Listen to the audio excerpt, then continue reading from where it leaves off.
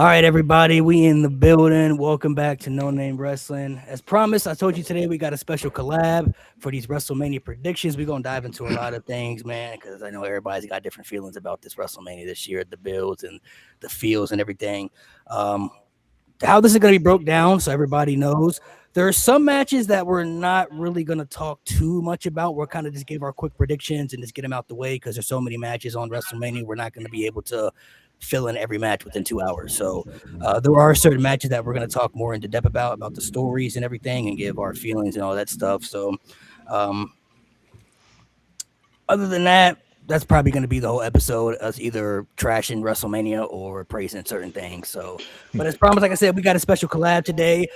We got In the Clutch, the full In the Clutch in the building. Ross has been on the show a couple of times now, so this is his, maybe like I don't know, fourth or third or fifth fourth. time Yeah, on the show. Fourth, probably the fourth. Of course, Yeah, of he's course. been on here a of few course. times, Here we but go. we have Dub Here in the we go. building as well. So That was good. That was good. That was good. I'm gonna allow them to plug in their stuff. Make sure you guys show them some love. Follow all their socials. Check out all their stuff that they got going on over there for In the Clutch. Man, they headed to 1 million subscribers on YouTube. So make sure you guys Appreciate you. Ross, as always, I'll let you introduce yourself real quick again, in case people ain't familiar with you right now. And then Dub, I'll let you do the whole plugging in the socials and everything. Yes, sir. What's good, everybody? You know what I'm saying? It's your boy Ross in the building. One half of ITC. Finally got my brother with me. You know what I'm saying? This is WrestleMania week, and we're going to try to make the best of it as we possibly can. We do plan on doing our WrestleMania 42 streamathon this week. So we'll be streaming every single day all through the week. We're gonna have some different collaborators and content creators as well, like the homie Malik. He'll be joining us tomorrow on our WrestleMania streamathon. So shout out to the homie. We appreciate you pulling up for that and allowing us to be here. Y'all already know what it is. Socials in the Clutch ENT on YouTube, pretty much everywhere else in our Clutch Going Gaming on Twitch. We're live on Twitch right now. So shout out to everyone that's watching right now. And I'm gonna pass it over to the homie Dub. Y'all already know who he is. Yeah. What's up, Y'all man? Your boy Dub here, man. Appreciate you guys again, man. Nice to meet you, gentlemen. But yeah, man, in the Clutch ENT, like Ross was saying, man. Hey, we will be turning up this week. And we'll be doing a live watch party this Saturday in Houston at Social Beer Garden. So if you're in the Houston area and in the surrounding cities, man, come pull up on us, man. We got the links all over our socials and all that, man. So that way y'all can grab a ticket for Saturday and Sunday. Of course, I said Sunday because you already know why. I'm watching WrestleMania this weekend. It's really only one match that I really care about, and we're gonna get into it though. Yeah. All right, so we'll just run through these quick matches real quick. Some of these, if y'all want to talk about them, I'm sorry, but we're just gonna run through them and give our quick predictions. So, Right. So we're gonna talk more in depth about all the world title matches because they're world championship matches. So I feel like that's only fair. We're gonna talk a lot about Brock and Oba because that's one of the big bills, and then we got Rollins and Gunther that we're gonna talk about. Everything else we're gonna kind of run through real quick. So I'll start first. We have the ladder match. I'm just gonna pick Javon. I'm just gonna say he gonna win. I think they ready to kind of give him. I like that. Push. Ooh, I like that. So you going with Javon?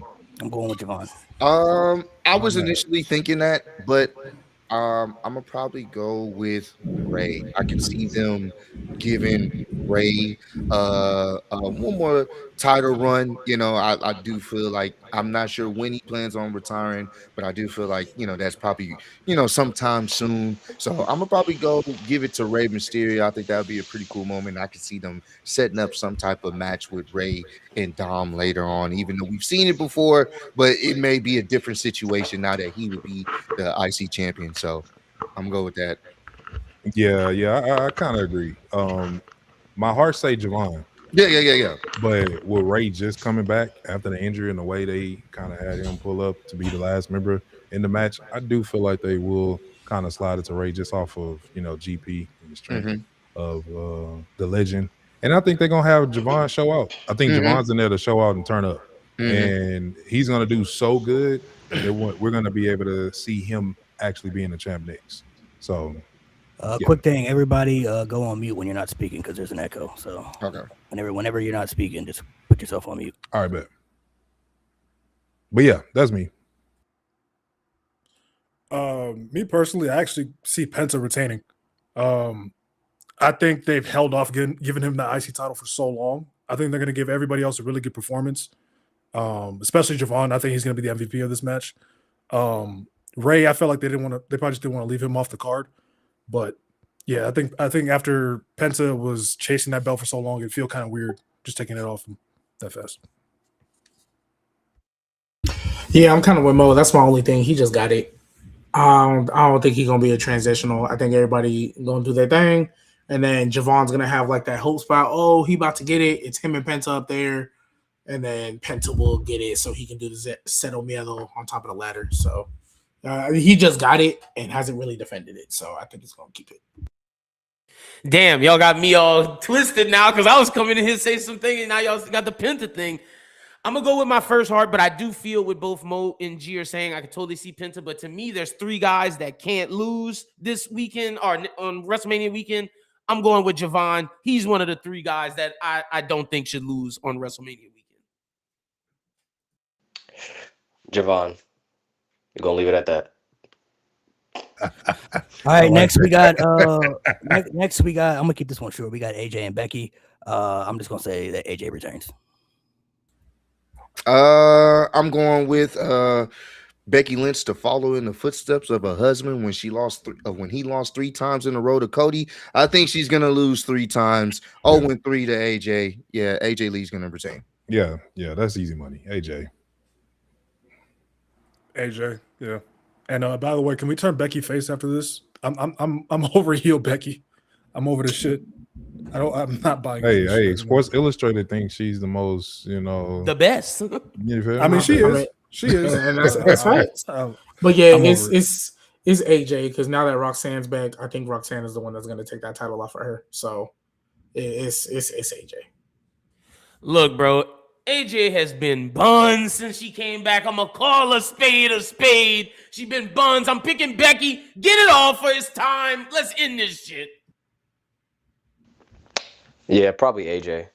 Yeah, no stipulation is crazy, but yeah, AJ. Yeah, we can't argue. The AJ. You can do a little rebuttal real quick. He said buns though. Bro, like, I was about to say he got a dragon in with that one. Yeah, it's a difference between saying it's been lackluster. Buns is OD. All right, you're right. Buns could be OD. I'm my bad, but like the promos, mid, and the matches, bro, is just mid's a better word. Mid's a better word. The first match, you could tell she was tired. It was her first match in a decade. She was tired, but she got in there with Bayley though. She was cooking. We gonna see, G. We gonna see. Yeah, I mean she back on flow now. We'll see. We gonna see because I'm holding you to that because I've been waiting for this. The next one I'm gonna run through again. We got the women's tag team match. Now, I was gonna pick the Bellas, but Nikki Bella got that injury, so I'm not sure if they're gonna put it on them just yet. Because rumors are that they might not be in it. That's why they haven't announced the Io and Asuka match. They might be they might have to replace them because she might not be cleared to compete. So I'm gonna say Nia and Lash keep it for now until Nikki is 100% healthy. That way they know that they can put the titles on them because they're getting the titles eventually. So brother, that injury might have threw a curveball for me. I much rather. I actually think Nia and Lash should retain anyway. Honestly, I think they should keep the titles on them, but I already know the Bellas came back to win the titles anyway, but I do think that little injury might put a little step back where they're like, all right, we wait till she get healthy and then give them the run. So I'm gonna say Nash and Nia. Nash. I'm gonna say Nia and Lash. Man. Say the Bellas, Ross. If they're in the match, they're fucking winning. The Bellas is winning, bro. Thank you, bro. Good God. But if they're not 100% clear, I was actually gonna go with Lyra and Bailey. That was my choice, going Lyra and Bailey, because I know they've been teasing some type of something going on with them. But that was gonna be my pick. But if the Bellas is in there, GG's, get ready for a nostalgia run. Good God. Yeah, bro. I feel like Lyra and Bailey were gonna be. It's like they've been having something around this storyline, especially with Lyra being like overly supportive towards Bailey. So you could tell them winning, it kind of sets up a future story of some type of feud, not necessarily right off, but something happening with their interaction. Nia and Lash to me haven't really given me that big. I'm giving them the belt to retain. It was like more like the hit nigga damn belt because Rhea was going to SmackDown and all that. So I can't really see them retaining. So it's only right. I feel like hopefully the Bellas, just to see the homie, have to sit there and watch that. take the win. But if not, I'll give it to Lyra and Bailey. Hopefully the Bellas are healthy, because that's my first. That's kind of wild, bro. It's wild, bro. I just want you to know that that type of juju is bad for WrestleMania weekend. I'm just saying. That's bad juju, bro. Worse than Pat Mc. Get into it, but I'm just saying, there's other juju's out there. We get into it. Go ahead, Mo. Yeah, Bellas are not injured. Like, this match is literally made for them, so it is what it is. But Bailey and Lyra, especially after what happened last year with Bailey being off the Mania card, like, this should be the consolation prize for them, or at least for Bailey. But yeah, the Bellas this is their match. I want to see what G got to say, bro. He's been ready to crash this whole time. I never will ever wish injury on anybody. Don't finish that statement, bro. Don't even do it. I'm never going to wish injury on everybody. Don't even. So it's unfortunate if the Bellas can't compete. It's unfortunate if the Bellas can't compete, because that is not the reason I want them removed from this match. What in the world? What happened to Mo? That is not the reason I want them removed from this match. I hate that they are removed because of injuries. That's all I wanted to say. I hope Bailey and either Bailey and Lyra win because Bailey was off of Mania, or Nia and Lash win. That's the only thing I have to say. See, I agree with Dub. I definitely think the Nia and Lash thing was a here nigga damn. But funny enough, from watching Charlotte's busted open interview and just hearing what she had to say about her and Alexa and how they kind of revamped the tag division, I actually am feeling Charlotte and Alexa. I do think Bailey deserves it because she missed it, but I think they're gonna give it to Charlotte and Alexa. I have no hope. Bella Twins. I love Nate. I love Nate. The one sentence. Let's keep it pushing. All right, yeah, we're gonna keep it pushing because we got some things we're really gonna get into. Dom and Demon Finn. Listen, if this nigga Demon Finn can't be Dominic Mysterio, bro, it's really over for Finn Balor. So if there's three people that I will say have to win at WrestleMania, I think Finn is one of them, just for the simple fact it's the Demon. So it's got to be Demon Finn, bro. I'm not gonna lie to you. Yeah. If Demon Finn does not win, take him back to catering immediately and keep him there. I'm just being honest. Yeah. He can eat all the demon snacks he want. Yeah. If he cannot beat Yeah. Dominic Mysterio in his ultimate form, his form that is beyond his human level, send this nigga back to catering, give him all the demon snacks he want, because that will be his only thing that he'll be able to do anymore. No one will care. Yeah. It's either Demon Finn wins, send him back to catering. That's all I got. Unless Dom come with like some angelic type vibe, right? You know, like with God on his side, then right? Because nobody will disagree that a demon can't defeat God, right? You right, Doug? No. I'm just saying. You know what? You right, Doug. You right about that religion, but I gotta call a spade a spade. Nah, that nigga gotta lose. But nah, for real, yeah. Like Finn gotta win, bro. If Finn don't win, bro, he gonna have to get all of us a chopped cheese sandwich and catering and extra Kool-Aid. It's just at this point, I don't even want to hear nothing else. The boy lost in Ireland. It just can't get no worse than this. Now you done turn back into a demon. You accepting hell to fight Dom to win, and you still lose. Yeah, get rid of him. But yeah, so Demon Finn for the win. Go ahead, Mo.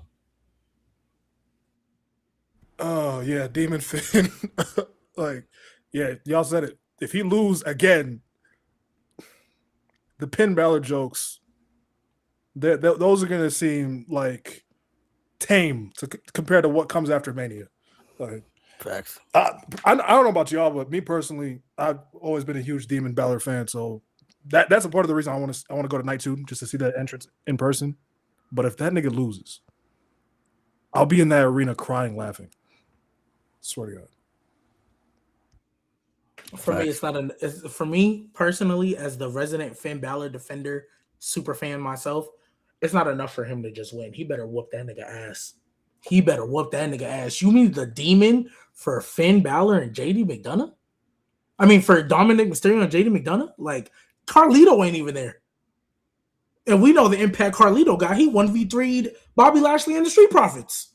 So we know the type of impact he got. You mean to tell me you need the demon for him?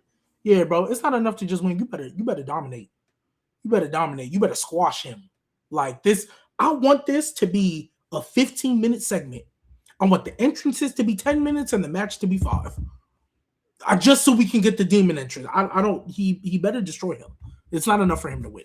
If this man has a 15-minute competitive back and forth selling for Dominic Mysterio, yeah, nah, bro. Nah.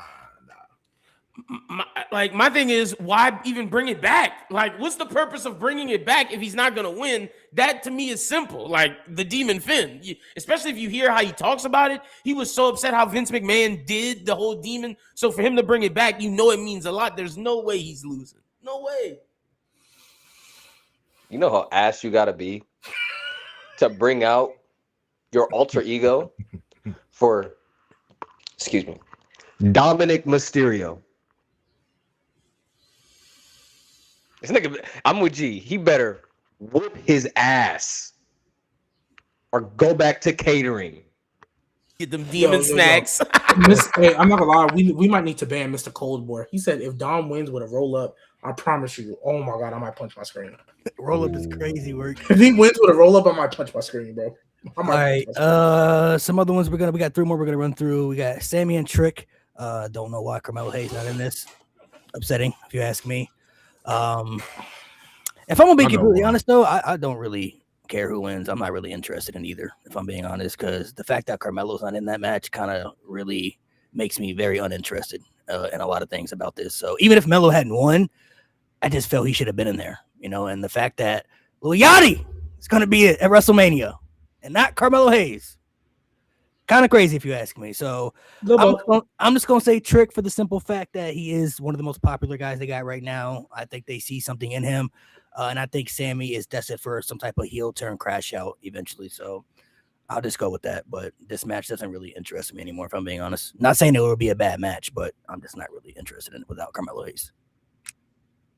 I'm just here to hear the entrance, whoop that Trick in front of so many people. That's going to be dope just to see that, have that moment. I want Trick to get the win here. Hopefully, after that, we can set up a feud, obviously, with Trick and Carmelo because they have history. And I think that's a feud that can carry SmackDown because SmackDown needs it. And the fact that Carmelo is back in catering, not because we want him there, it's because they sent him there, is egregious.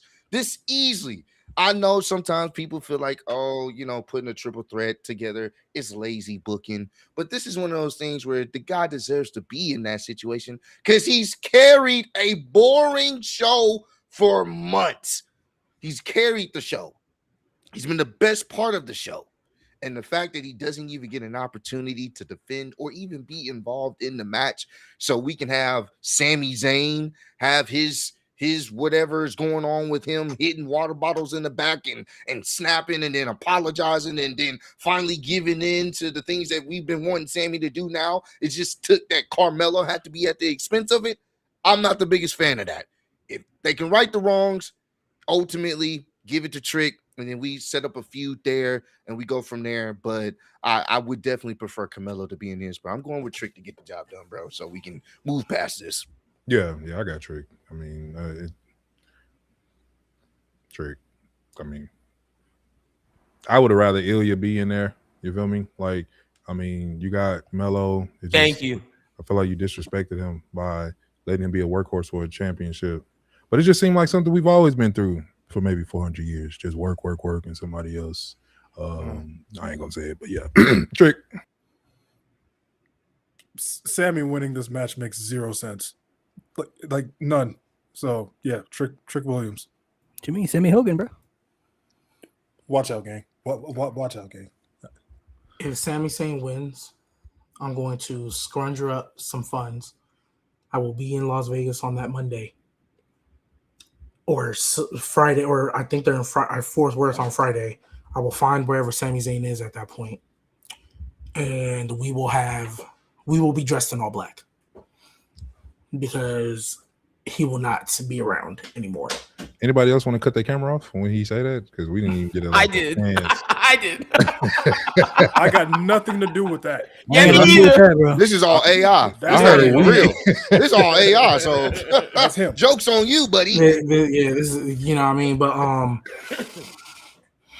if Sammy Hogan's wins this match and he retains,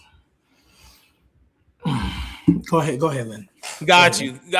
Before I put more people in. Dubs said one of the takes I had. I agree with him. I think it's not only disrespect to Melo, but like Melo's the highest of disrespect, but it's disrespectful to Ilya too. Like it should have been a fatal 4-way. Those two storyline was carrying SmackDown, like y'all said. But to me, this is the second person I think has to win at WrestleMania is Trick. So we got Javon and Trick. I think the three black guys gotta win at Mania. Trick is one of them. There's no reason why Sami Zayn should win this at all. I don't care if they do the double turn nonsense. If you want to turn Sami heel and turn Trick baby, I don't give a damn what you're doing as long as it's Trick's hand being raised as the winner at the end of it. So Sami cut a promo Friday. He was like, for all my diehard Sami Zayn fans. And listen, low key, bro, not even low key. Y'all know I'm one of them. I love Sami. Like, he's one of my favorite wrestlers ever. But this shit is not it. This is probably the worst version of Sami Zayn since 2018. This shit is garbage. I'm not a fan of whatever the fuck he's got going on. Trick, gotta win. Plain simple. We're moving on. You know what it reminds me of? When Cody cut that promo. Said, oh. Me? What? Can I be heard? Or is it me? Oh, that might have been you. Oh, shit. What the fuck? You know what this promo reminds me of? You remember when Cody Rhodes in AEW was like, I won't turn. I have a half black daughter, so I won't turn heel. That's what that promo reminded me of. That's wild. Crazy. That like when Cody Rhodes cut that promo, it's like there's no way you're this tone deaf and basically begged everybody to cheer you. That's what it felt like Sami Zayn did. It was bad. That's what it felt like Sami Zayn did. These next two, we're just gonna run through because we got a lot to talk about. I'm ready to get into the good stuff. So, we got this celebrity 6-man tag. I'm just gonna say LA Knight and the Usos gonna win. Usually celebrities win, but I think they kind of set up some type of rematch with the Usos and the Vision and shit, and then Speed not really with Logan and them all the way, and he cursed and all that shit. You know what I mean? So I'll just say Logan and LA Knight, and then Drew and Jacob's the other one. I'm just gonna say that one's kind of tough. I ain't gonna lie, it's been a really good feud. I'm gonna say Jacob though. I'm gonna rock with Jacob on that one. They drew back to his losing ways, unfortunately. So with that match, I actually got the Vision winning that one. I got the Vision winning that one. I think it's gonna kind of line up with what may happen later on tonight when we get to that match, if you know what I'm talking about. But I got the Vision winning that one. I think what could possibly be the reason why they win is because Jay is still in this crash out mode. And I think there's going to be some conflict with him and LA Knight that's going to cause them to not be on the same page. Jimmy's going to be trying to be in the middleman to get everybody on the same page, and they'll ultimately lose that way. They've been telling that story for a little bit. They kind of tapered off with it once Speed got into the mix, but Jay has been kind of not really on the same page with LA Knight. So I think that's going to be the reason why they end up losing. So, and then for the unsanctioned match, I'm going with my boy Pyru Fatu. You know what I'm saying? He going to do what he got to do on the set. Make sure Drew understands this ain't what he want. You know what I'm saying? And we know, I think there's reports Drew's going to be filming. So I can see this would be the way to kind of write him off. I am looking forward to that match, though. I think they're going to just destroy each other. And that's what we want to fucking see in an unsanctioned match. No rules. Just beat the shit out of each other. Let boys know, hey, crash out season, full effect. That's about it. Yeah, I agree. I agree. And I'll just add, I think it's going to be an asterisk next to Drew and Jacob, because I do think some shenanigans may ensue. I don't know. I have some feeling that some more shenanigans may ensue with that match, but I got Jacob winning, and I got the Vision and Speed taking it.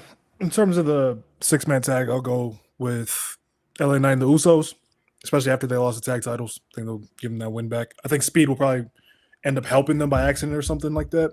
But Jacob and Drew, yeah, Malik might be right. Sorry, Drew. Jacob got that in the bag. Poor guy. Yeah, Jacob can't lose. Quite frankly, he just can't lose. The 6-man tag. I think the Vision is winning, and I hope Jey Uso is the one that gets pinned.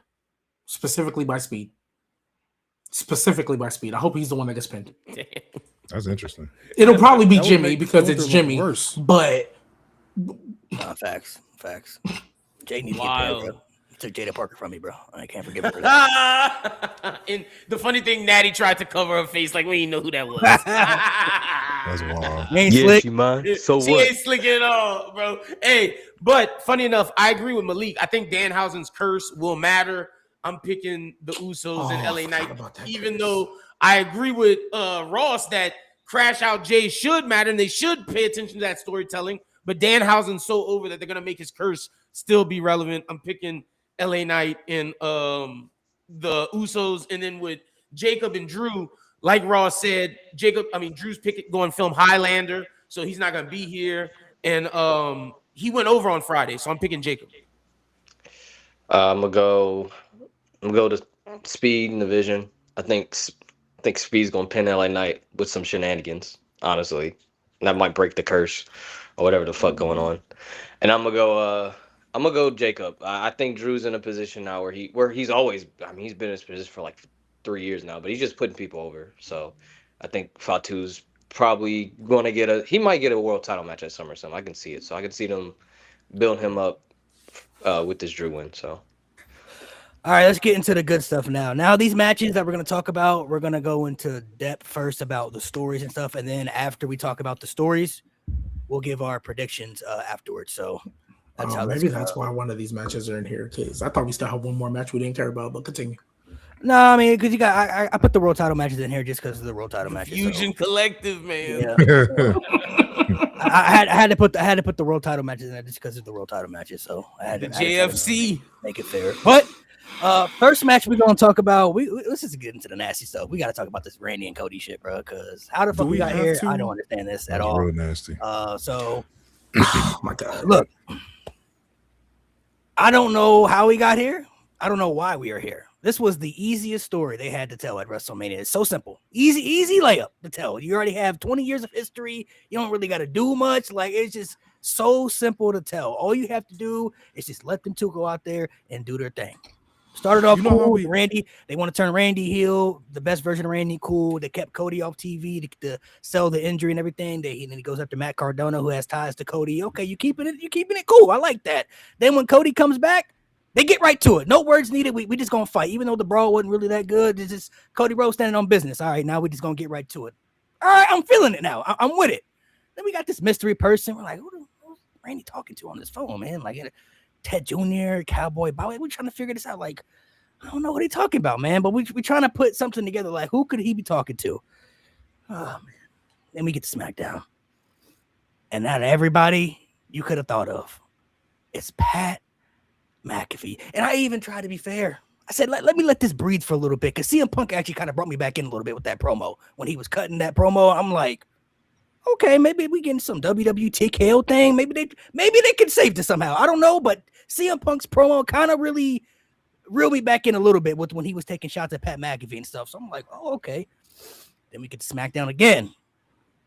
And I'm watching it, and I'm like, shit's not moving me, bro. Like, it's not working, man. Like, Pat McAfee cutting these promos, and even if you agree with what he's saying, like, he's not that guy. Like, I'm not feeling what he's telling us. You know, if you're having trouble selling tickets for WrestleMania, you should have lowered the prices to begin with. You wouldn't be in this position to begin with right now. And now they're trying to lower the prices a week before WrestleMania. It's kind of too late if you ask me now, because people still got to buy plane tickets and hotels and all other stuff they got to pay for. So now you want to lower the prices because tickets ain't selling as well.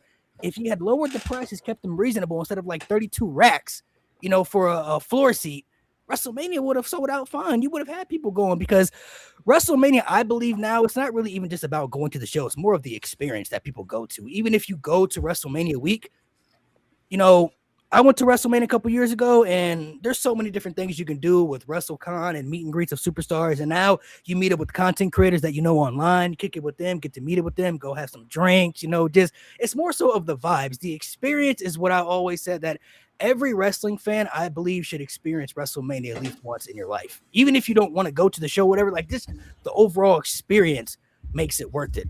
And even if you go to the show and the show doesn't turn out to be as good as you want, at least you had a good week. You had a good experience there. You got to do other things that you want to do. You got to meet other people you wanted to meet. You got to have a good overall experience. So it doesn't feel as deflating as far as, not going to a WrestleMania that you spent money for that didn't deliver. But I just truly don't understand how we got here. I would have never predicted that on paper going into this match that they would have fumbled this. It was impossible. It literally was impossible to not make this work. It's Cody, Randy. You have 20 years of history. Like, it's so simple to tell. And if you would have told me that we could be in a position now to where this main event potentially could be worse than last year's with John Cena, I said, no way, it's not possible. How could you possibly make it worse? And now we're heading into territories where you got Jelly Roll here, you got Pat McAfee here. Like, if you wanted to involve these guys for WrestleMania, that's cool. But put them in angles and stories that they can be in besides the main event of WrestleMania where they don't need to be in, bro. I don't want to see Jelly Roll come out to help Cody Rhodes because Pat McAfee is there or vice versa. Like, we don't need these other shenanigans, bro. They overcomplicated this feud in the worst way possible. And I just genuinely, I'm just more upset. I'm just more upset than anything because on paper, like I said, this was the easiest story for them to tell. It was an easy layup. You didn't have to do too much to really sell people on this. People had waited for this, actually. They was talking about this for years. Cody, Randy, WrestleMania. We need this, right? Randy Orton, 15 champion. Like, there's just so many things that go into it. And it started off so good. That's what hurts me. Like, it started off so well. And then once Pat McAfee got inserted, now it's just like, it makes me not want to care about this match now. And now I don't like that feeling. It makes me not interested as far as like, I don't really care what happens in this match anymore, and that's a bad feeling to have. You know what I mean? Like, that's not a good thing to have.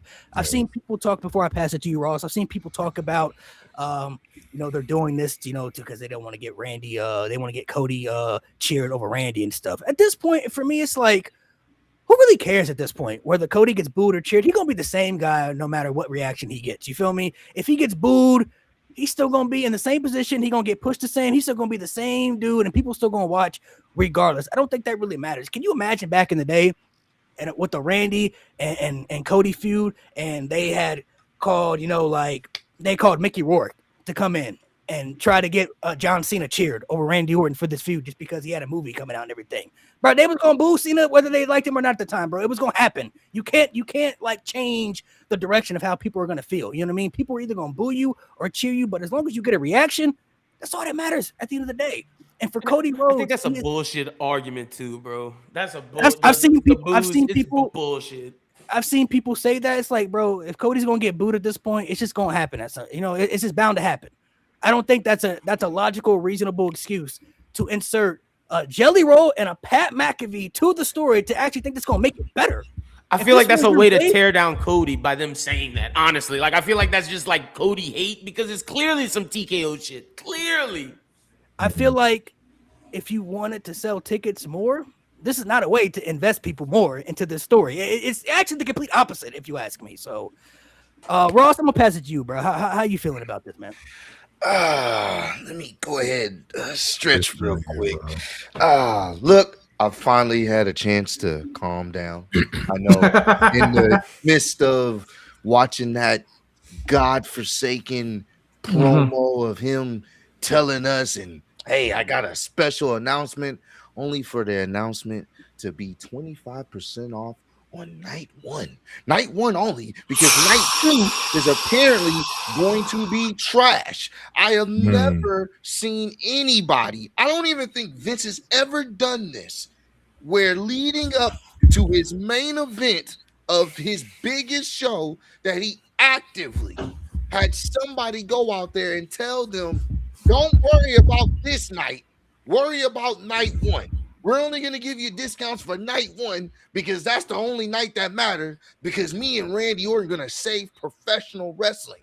And for that to be the point, I'm getting upset again, but for that to be the point, for him to save professional wrestling, only to have this guy, Pat McAfee, I know, but Pat McAfee be the one to walk out the damn arena with the WWE Championship, and Randy Orton is in the background. I don't give a damn if they had a fucking picture in the damn Ram truck afterwards. It makes no no Breathe. sense. It just Woosah, bro. doesn't. I'm Woosah. sorry, bro. Breathe in, breathe out. Irritate Breathe me in, breathe again out. because Please. it doesn't make sense. I'm trying to understand why Randy is in the background of his own feud to a nigga that was only on commentary. He just got choked out by Gunther last year. What are we doing? How does that make sense? How is that selling tickets? If I'm a fan and I've been wanting to see Randy and Cody go at it, you have taken a title off of Drew for this shit. I'm not going to be actively, you know what?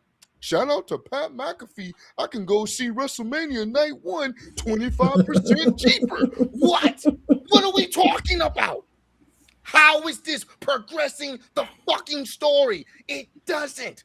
And anybody that says, oh, you're enjoying this, kudos to you. Congratulations. I wish I had this the sign's brain for that you. you had because you're able to find some enjoyment out of this. I can't. They have single-handedly made me not care. I don't give a damn. Just put the fucking title on Randy Orton and call it a day. But guess what, guys? There's more. We're not done because they're trying to run it back at Backlash. We're going to get a tag team match with these niggas. Why? Tell me why. We did the same thing last year, and we're doing the same thing this year. You didn't Tell learn. me why. You didn't learn.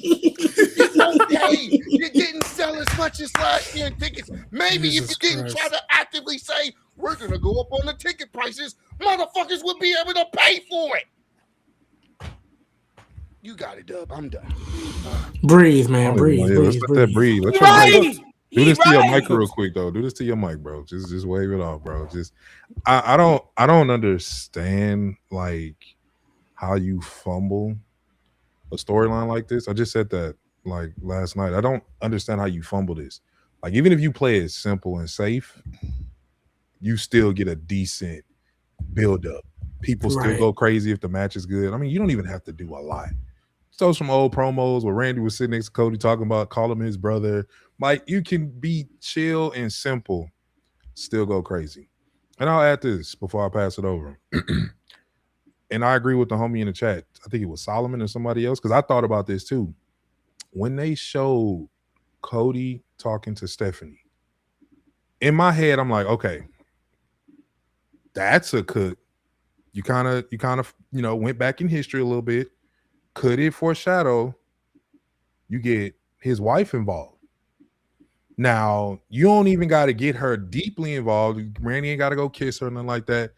After that conversation, Randy could have low-key been on some time and like, this could be you too, low-key. Because now you need to turn up. Now you need to turn Cody up in a sense. Because Cody keeps not taking Randy serious and what he's capable of. Everybody keep telling Cody, hey, bro, you're not realizing who this dude is. You activated a guy who was unhinged to so many levels. And Cody's like, oh, no, I can handle it. I want the best him. No, he goes lower than low. So you do something like that where Cody like, hold on, fam. Hey, you ain't finna do me like you did Trip and his girl. But you kind of show a glimpse of Randy kind of just hinting that I could do you the same way, if not worse. Now Cody gotta go rogue. Now people care about this match more than any other match on the card just because you playing with old Randy, you playing with Cody mind, and then now that's gonna force Cody to switch. And I mean, he don't even got to go heel at that moment. You just got to be on timing, like CM Punk timing, like how he was when he went against Kevin Owens. I'm trying to figure out why people forget that Cody was on crash out mode against KO. Like, why couldn't we get something to force him out of his cookie cutter self, selling ice cream cones and stuff? You know, like, and hey, get your bag, but hey, it's WrestleMania season, bro. We're here to see hands being thrown and boys getting packed up. But that's how I feel. I just don't see how you fumble that. But Go ahead, Mo. Malik asked earlier, how did we get here? We got here because Vince McMahon returned in 2023 to sell the company to a group of people who don't give a fuck about professional wrestling. TKO is so hell-bent on catering to an audience that isn't the core audience for WWE. And we all know, and Vince McMahon, even in his most senile state, understood WWE caters to families and children. So they're so badly trying to get this new audience that they're never going to get, because let's keep it a buck. Some people, you'll never get them to like wrestling. It don't matter what the fuck you do. You can get LeBron versus MJ in there. They're not watching. And it's this build is prime example of it backfiring on them. I saw a graphic on Twitter earlier and I got it pulled up already. They're going in the same venue as last year. Night 1. Attendance 61,000. This was WrestleMania 41. 61,467. Night 2, 63,266. We are a week out from WrestleMania 42. Night 1, the tickets that have been sold, 40,610. Night 2, 42,769. A 20,000 people drop off. Now, it probably will be a little bit more, granted, but it's not going to be much more. Why? How do you fumble the simplest storyline that you had written for you? How? Bro, I never thought the build to WrestleMania, like the build of WrestleMania 31 would be topped as the worst WrestleMania build I've ever seen. This is it. And it's off the back of this fucking storyline. Why is Pat McAfee involved in this? Why? What connection does he have to either one of these niggas? Like, him saying Cody is the reason why this isn't working makes no sense, because if you remember the end of WrestleMania 40, it was Cody finishing the story with Pat McAfee on the fucking commentary saying professional wrestling is beautiful. So Cody is the reason why that came out of your mouth. But now he's the reason why the business is going backwards. That makes no fucking sense at all. That makes zero sense. And for them to go on TV, Randy Orton and Cody Rhodes have not even had a fucking one-on-one promo against each other. You have two of the best storytellers in your entire, fuck the company, in the entire business today. Randy is still like that as a storyteller. And you haven't had them have one-on-one back and forth promo. Cena and Cody had 2. You haven't had one with so much history between these two men. You make Pat McAfee the center of this story. And now you're adding Jelly Roll as Cody's backup.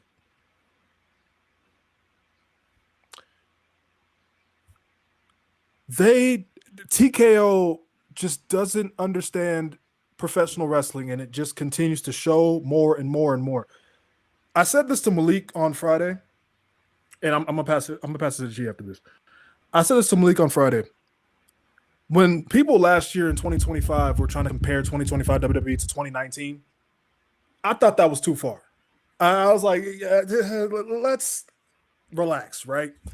I on this podcast said like 2025 to me was more like 2017, where we saw the dip from a good time period. Like 2016 was fun and 2017 was the dip. That's how I consider 2025. The way we're going with 2026, I don't see it getting any better, because TKO clearly saw the response that they got from this Pat McAfee shit, and they're staying on that course. They're still going down that road. They clearly don't give a fuck at all. Go ahead, G. Well, you saw the first thing I was going to say. Yes, Cody Rhodes and Randy Orton have not had one back and forth promo at all. Not a mention of legacy, not a mention of any part of their history. Second, there was also we sent it in the chat. I guess there was pictures showing. You know who's been in the background of every single one of these segments? Aleister Black. You know, I'm a logical guy.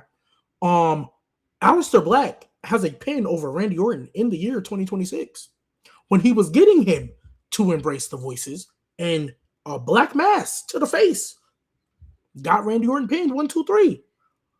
That didn't make you start listening to the voices, but a phone call from Pat McAfee did. Yeah, okay, that's logical.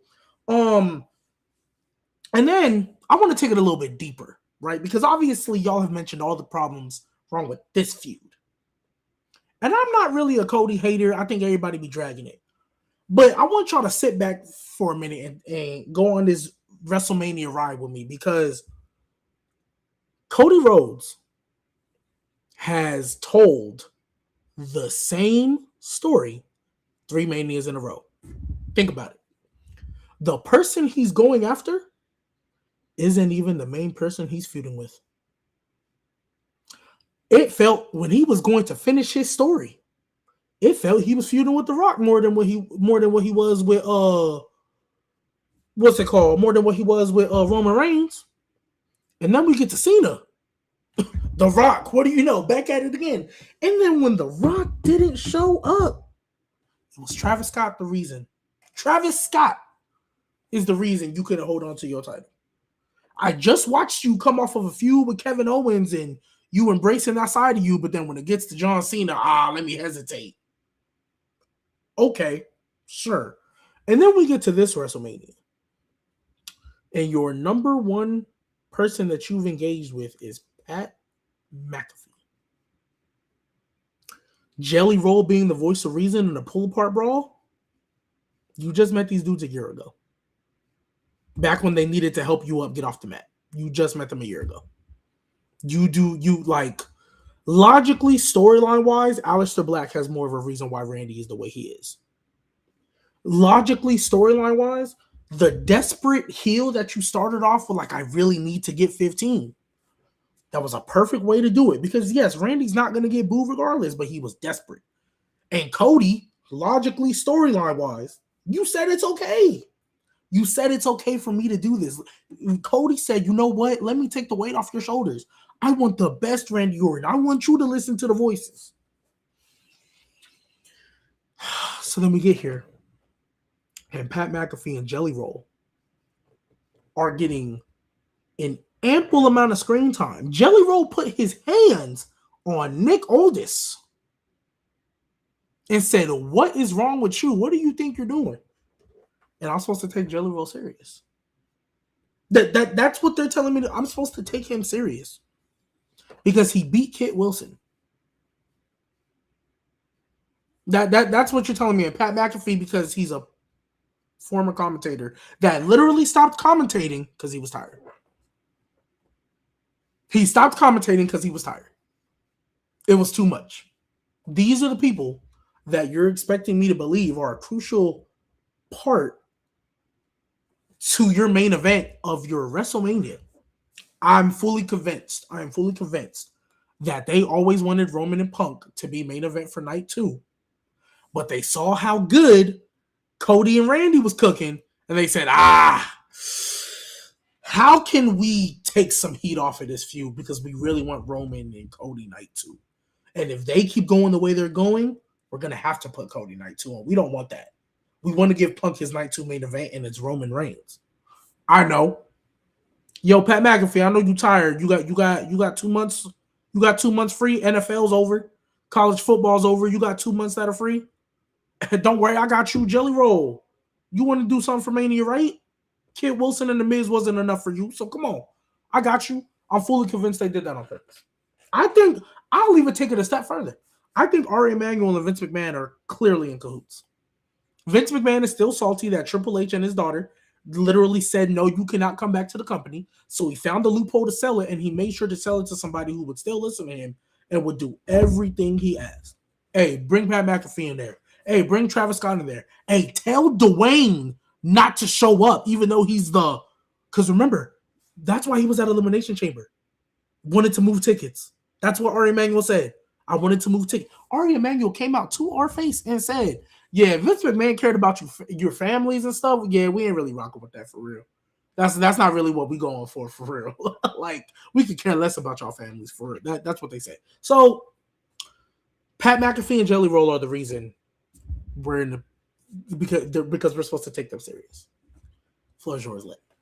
Look, man, as the Cody guy, I got some things to say as the Cody guy on this pod. But to add to G's conspiracy, I won't say Vince and Ari. I'm going to say The Rock and Ari, because it was reported that Roman and Cody had beef. Roman wanted to pin Cody. Cody didn't like that. Politic to Triple H. I could see Roman politic to The Rock and have The Rock talk to Ari Emanuel if I'm going down the conspiracy route. But that's just to add on to G's conspiracy. To go into it, I agree with Dub. Why the fuck wasn't Brandy involved? What are we doing? The way that things were shown when Cody got his head smashed in with the fucking chair and the way Randy was sitting there diabolical, that's not the same Randy that had Pat McAfee draped over his fucking shoulders like a cape and having Pat McAfee hold the fucking title. What are we talking about? Those are two different people. That's two different things. Like the Randy that did that to Cody would have kicked Pat McAfee's ass. What the fuck are we watching? Like it's so frustrating because G talked about Cody having it 3 times in a row. It's not his fucking fault. He was trying to tell good stories every time something gets fucked up. The first time, I'm okay with The Rock taking more than Roman. That worked. That made sense. The second time, Rock just said, fuck it. Ari asked me to come to sell tickets. I came to do that. I'm dipping the fuck out. What the fuck are we talking about? So that's number 2. Number 3, Ari Emanuel then gets a great idea. Hey, let's sell some tickets. Let's call Pat McAfee. You know what crowd they're trying to get? The fucking UFC MAGA crowd. That's what they're trying to get. But those motherfuckers are too stupid to understand what the fuck wrestling is. So you're never going to get those fucking brain dead motherfuckers. So what are we talking about? That's what they're trying to do, and it's failing. Like, it upsets me so much because, and like y'all said, Cody can go there. We saw it with KO. Like, I'm sick of the Cody hate. I'm sick of the blame. It's not his fault at all. This is Ari Emanuel's bullshit and stepping in a place where he doesn't need to step in. It's so bad.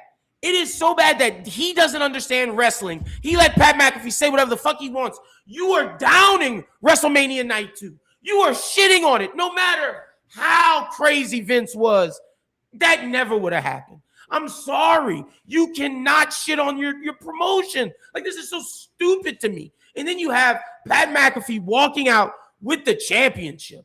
My God. Cody Rhodes needs to go on ESPN, kick the fucking door down, punch him in the face, take his championship, and walk out. That's what he needs to fucking do. Because if not, it makes no fucking sense. This is so dumb. I am so upset at this. And the guys know, Ross and Dub, y'all may not know. I am so much of a Cody Rhodes fan. I'm sorry. Liv and Stephanie, main event. If it's not Oba and fucking Brock Lesnar, give Liv and Stephanie the main event because fucking Pat McAfee doesn't deserve it. Can't say Randy and Cody because it's not their fucking feud anymore. It's Pat McAfee versus Cody Rhodes. This shit is fucking stupid. This is frustrating. Go ahead, Nate. My bad. Nah, you good, bro. It's only fitting I got a CM Punk shirt. I might have to cut a little pipe bomb here. This fucking 2000s WCW Vince Russo ass booking. What the fuck are they trying to do? They're trying to be meta. They are trying so hard to be like, oh, we see that you guys don't like the product. Okay, well, we're going to say it on TV. Maybe they'll agree with us. Maybe they'll be like, oh, they're finally going to see that we see the error of our ways. You are the authority ass bullshit fucking booking, bro. When they brought Baron Corbin out, tried to blame it on him, doing the same thing with fucking Cody and fucking Pat McAfee shitting on the current product, saying, oh, I miss the attitude there. What? You smell what The Rock is cooking? Val Venus showing his dick on TV every week. When you were fucking part of the boom period and you were yeeting on the fucking table every week, but you want the attitude era back. You want the badass fucking attitude crash car TV, bra and panties bullshit. You want that shit back, but you're fucking yeeting on the fucking table every week. You were yeeting when Jey Uso won the title. That's why Gunther choked your fucking ass out. Did Gunther cut off so much oxygen to this man's brain that he said, you know what? Fuck whatever WWE's doing. I was a part of the boom period, but fuck that period because these guys fucking suck. Like, what the fuck are we doing? Why are you shitting on night 2 of WrestleMania? Vince McMahon, one of the worst bookers I've ever seen in my life, one of the worst storytellers I've ever seen in my life, would never in a million years, in a million trillion years, say one of the nights of the show he literally gambled his entire career on. He would never call that shit ass. What are we doing? Why would you bury your own product? That is literally the opposite of what you need to be doing. The first week, look, that was a thing from TKO. I can see them being like, you know what? That didn't make sense. Pat, just go out there, get heat. This motherfucker doubled down. He doubled down on what he said. He buried an entire night of WrestleMania, which, by the way, looks better than night one, but we don't even got to get into that. And then, like y'all said, Randy and Cody, not a single promo, not a mention of legacy. The only thing they've had was, Stephanie came out and she like reminded Cody of Randy and all that shit. That was like probably the best thing they've done since the heel turn. Not a single promo. They're not mentioning legacy. You got fucking Jelly Roll and Pat McAfee having a backstage segment like they're wrestling at WrestleMania. What are we doing? You got Jelly Roll putting his hands on Nick Aldis. Nick Aldis should have taken that nigga. What the fuck are you doing? Nick, fucking put him in an armbar, some shit, suplex him, do something. Why are we making Jelly Roll look like the baddest motherfucker on the planet? Why does he look like prime Stone Cold Steve Austin? What the fuck are we doing? This is why I don't spend my fucking Mondays and Fridays watching this bullshit, because what the fuck? This is depressing. This isn't even funny. Like, it was funny last year. You can laugh at Travis Scott. Oh, haha, the rapper Travis Scott comes in and he gets the fucking Crossroads, take the worst Crossroads I've ever seen. Ha ha ha, that was terrible. Whatever, we move on. This shit is depressing. Pat McAfee and Jelly Roll having a promo like they're fucking wrestling at Mania. This shit's not funny. This shit makes me sad. This shit makes me turn off the TV. I haven't turned on a WWE show since fucking August. Jesus, oh my God, this is horrible. Yeah, watch AEW Dynasty tonight. This shit's gonna be long as fuck, but you know what? I'm gonna take it all in. Fuck it, I don't care. I take all that shit. It's Oh super God, this match. know, I don't even know if we Whoa, gave our whoa, predictions whoa, on this whoa, shit. whoa, I don't even know if we gave our predictions. He good. Let's be mature. That's Let's all I be gotta mature. say. Let's be mature. Hey, Let's be mature. Let's be mature. real I heard shit. it. You good? I heard Nate? it. Well, That let's was You good, Nate? crazy. You good? real Nate? shit, Nate. The thing that's depressing about this is the Pat McAfee story is continuing. Like, the fact that they didn't pull him out and the fact that Ari Emanuel put him in, they want to continue this storyline past Mania. This may continue past Backlash. Like, this may be because I think everybody knows WrestleMania Backlash is clearly the tag match. That's clearly what it's clearly what we're doing. It's clearly the tag match. But I just want to say this: if we think about it, we got 1 week till WrestleMania. I don't know if Cody's more upset that Randy attacked him and put a concerto on him, or that he attacked Jelly Roll last week. Bro. I don't know which one Cody more mad at. Bro. I don't know which one he's more mad The at. concerto doesn't even fucking matter anymore. That's the thing that is just, it's crazy to me. You know what's gonna be crazy though?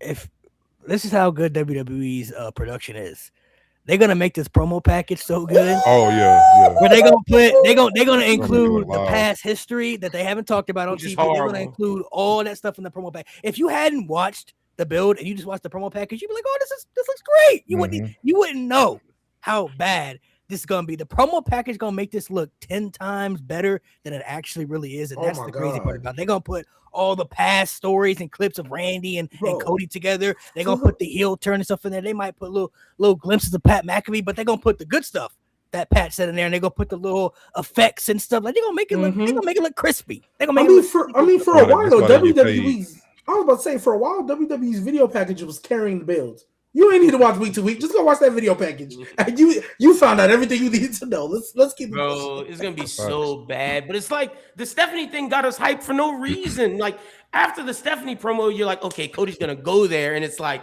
I can't wait to see what Cody and Randy say to each other. They don't even talk, bro. Like, what are we doing? Shout out to David Justin for the super chat right here. I don't remember who said it, but I heard someone say TKO. I don't know. Did somebody say this? Oh yeah, that was me and G. You remember when it was just us on the pod and we were talking about TKO? Yeah. All right, to give our predictions, we're just gonna run through them. We talked about how shit this story was and everything. We'll move on. So to give my prediction, I'm still saying Cody. Cody was always my answer before this bullshit even happened. I just don't see him losing in the main event of WrestleMania again. I don't think they're giving Randy the title yet. I do think Randy is going to get it.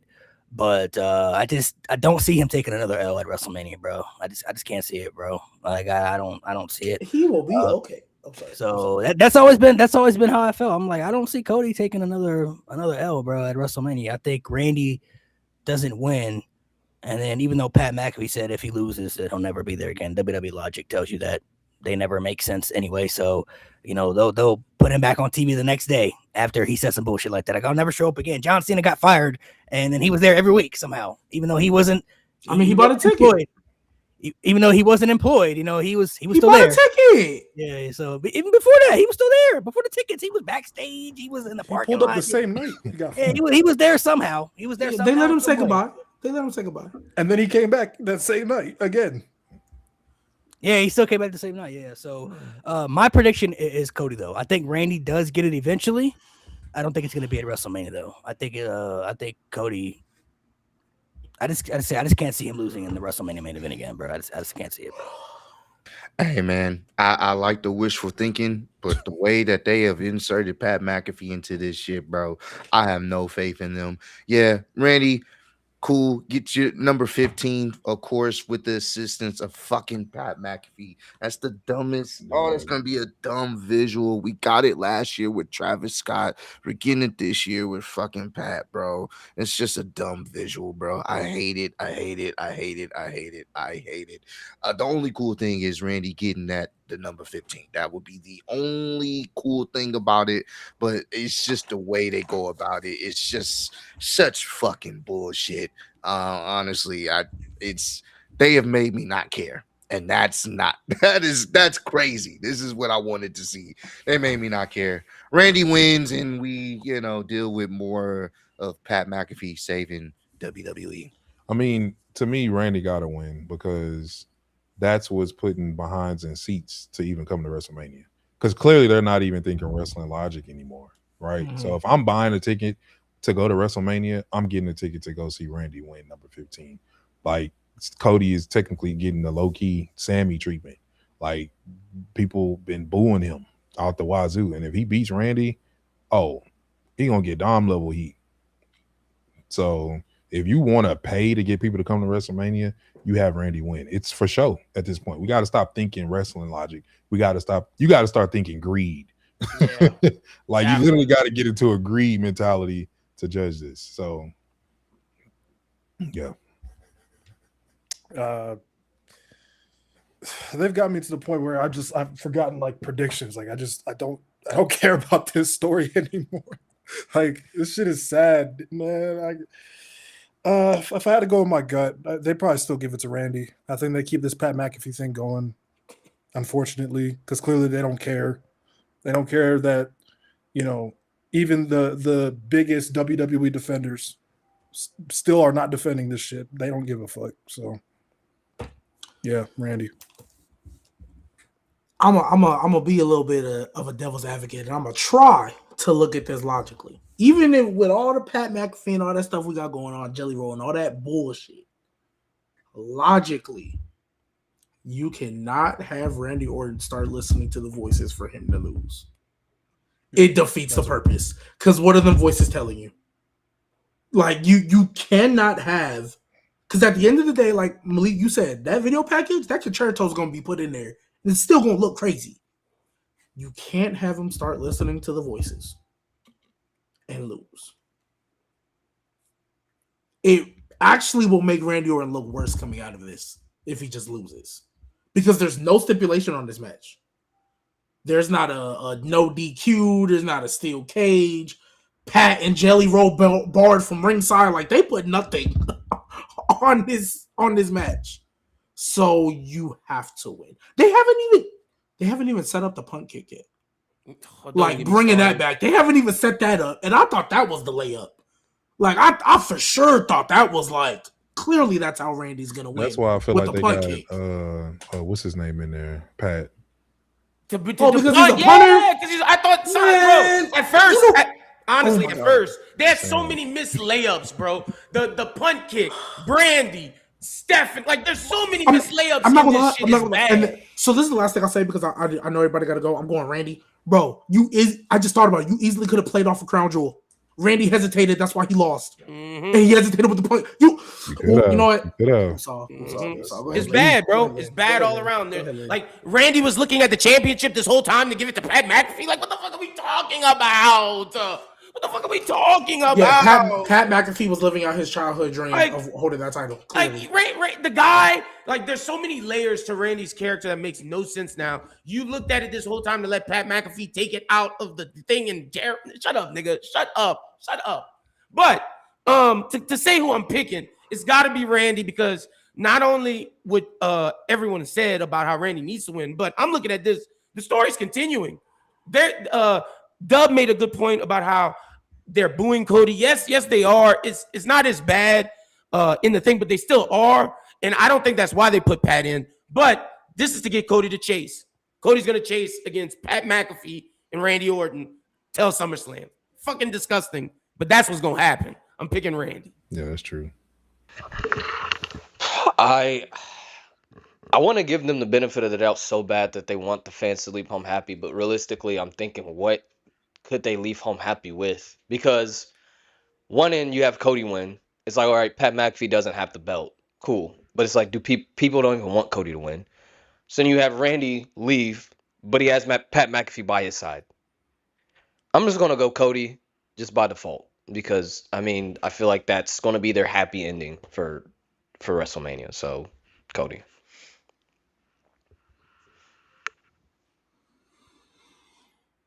You're muted. Yeah, you're on mute, Malik. My bad, my friend, I was on mute. We'll talk about the next match. Let's talk about Gunther and Seth Rollins. Something that was put together, kind of last minute here and there. But they said he had to fix his audio, so we'll be back. I care about that more than Cody. Wait, Max. Cody, that so It's my dream match. Gunther versus Seth. Legit could be match of the week for WrestleMania. Like this could steal the show on so many levels. I know it's baffling to me. There were people who were even upset this was even happening because it didn't make sense to them without even the explanation even happening. We hadn't even heard the explanation of why this was happening yet. People were already dragging it down. So, Braun had that hernia stuff, whether he's cleared or not cleared. They obviously went to a different plan.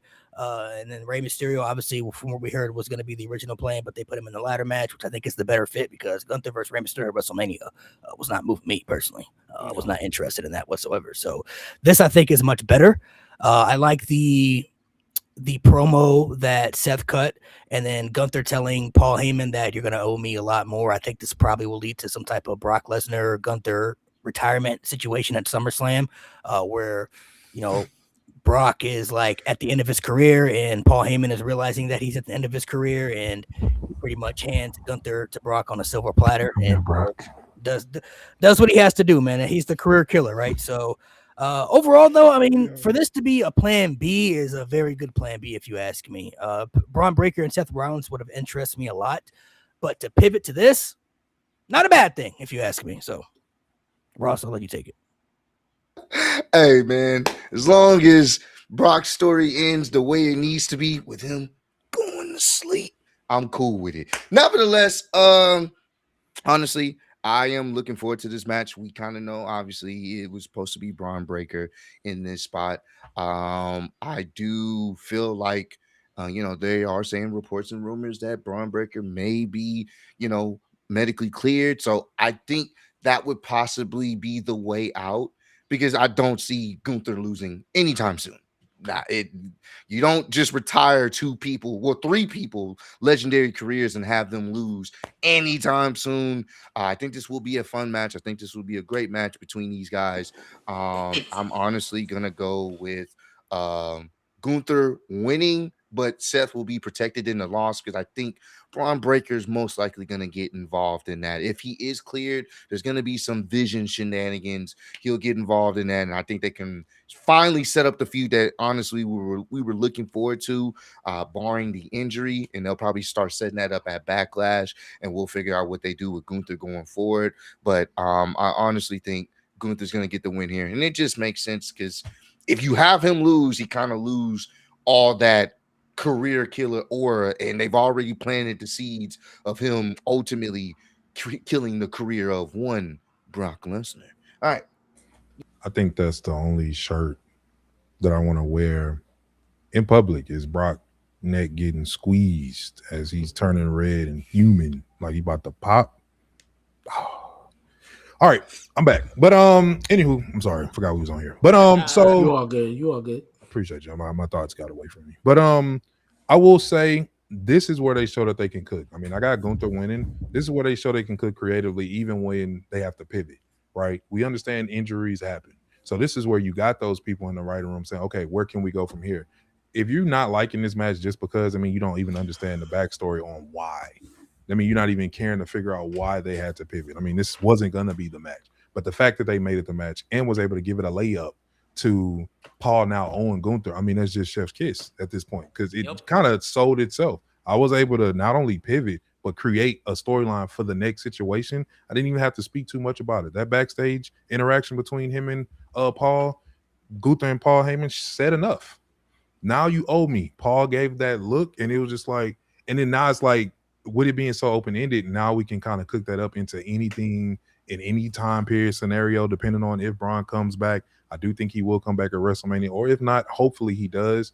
But you got time for Bronson Reed to heal up. It's so many things that can happen now with these moving parts. So you just got to learn how to pivot and pivot well. So when they cook, when they want to cook, they can cook. That's why it pisses us off when they do take certain angles. But yeah, Gunther got the dub, and I think they're going to keep Seth looking safe as well. Yeah, man. This has been a dream match for me for years now. So the fact that they're finally doing it, even though, like y'all said, it wasn't supposed to be happening, but the fact that they're trying to make this work, thumbs up.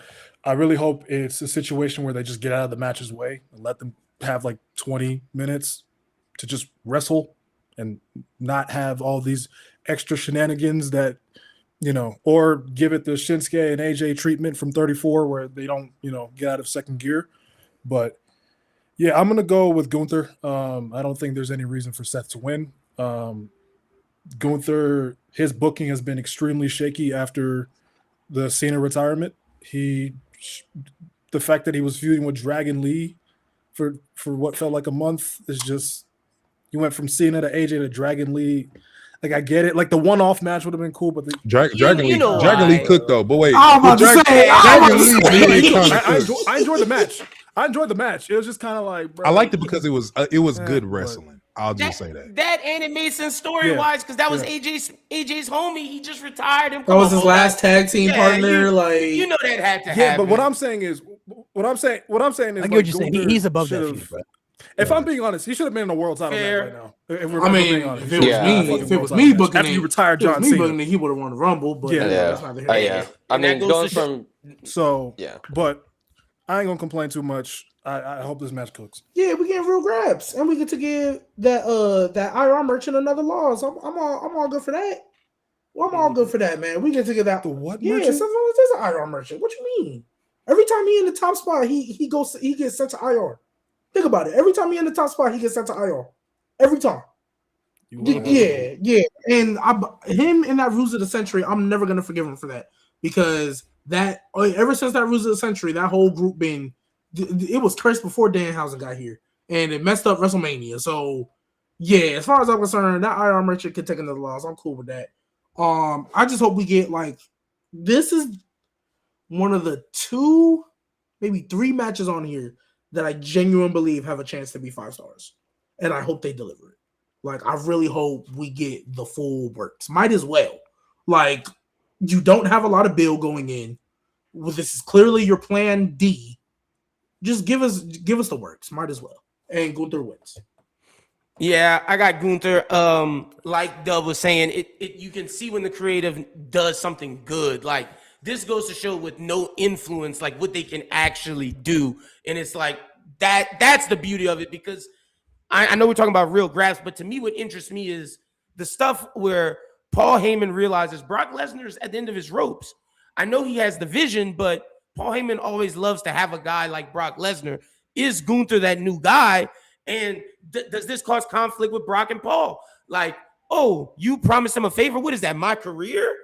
What the fuck? How you gonna do that, Paul? So, I like the beef. I like the storyline. I like that element of it the most with this feud because that, to me, is very interesting. We know it's gonna be good graps, but that's what I'm looking forward to. So I got Gunther winning. I think Gunther has to win regardless of if Braun interferes or not, because that leads to the Brock story. It'll be cool if Braun does, but if he doesn't, that makes the Brock angle that much more interesting, especially if Brock loses like all of us wants him to. Because if he loses and Gunther wins, it's like, oh, the writing's on the wall. Like, Brock is done. Paul needs a new guy. You preaching, bro. I know it's Sunday, but you preaching. I got you. Malik, you got to put Matt Thunder's comment on the. Please. That shit was funny. Please. The one about the vision. No, the other one. It was a low one. The vision. No, the one, the vision. You got to put that one up on the screen. That was good. That's hilarious. The vision turned into the blind, and not Matt Murdock. Right. Matt cooking right now. Matt Murdock. Good cook, Nate. They need to nerf that nigga. But yeah, that's that Daredevil shit all this season, boy.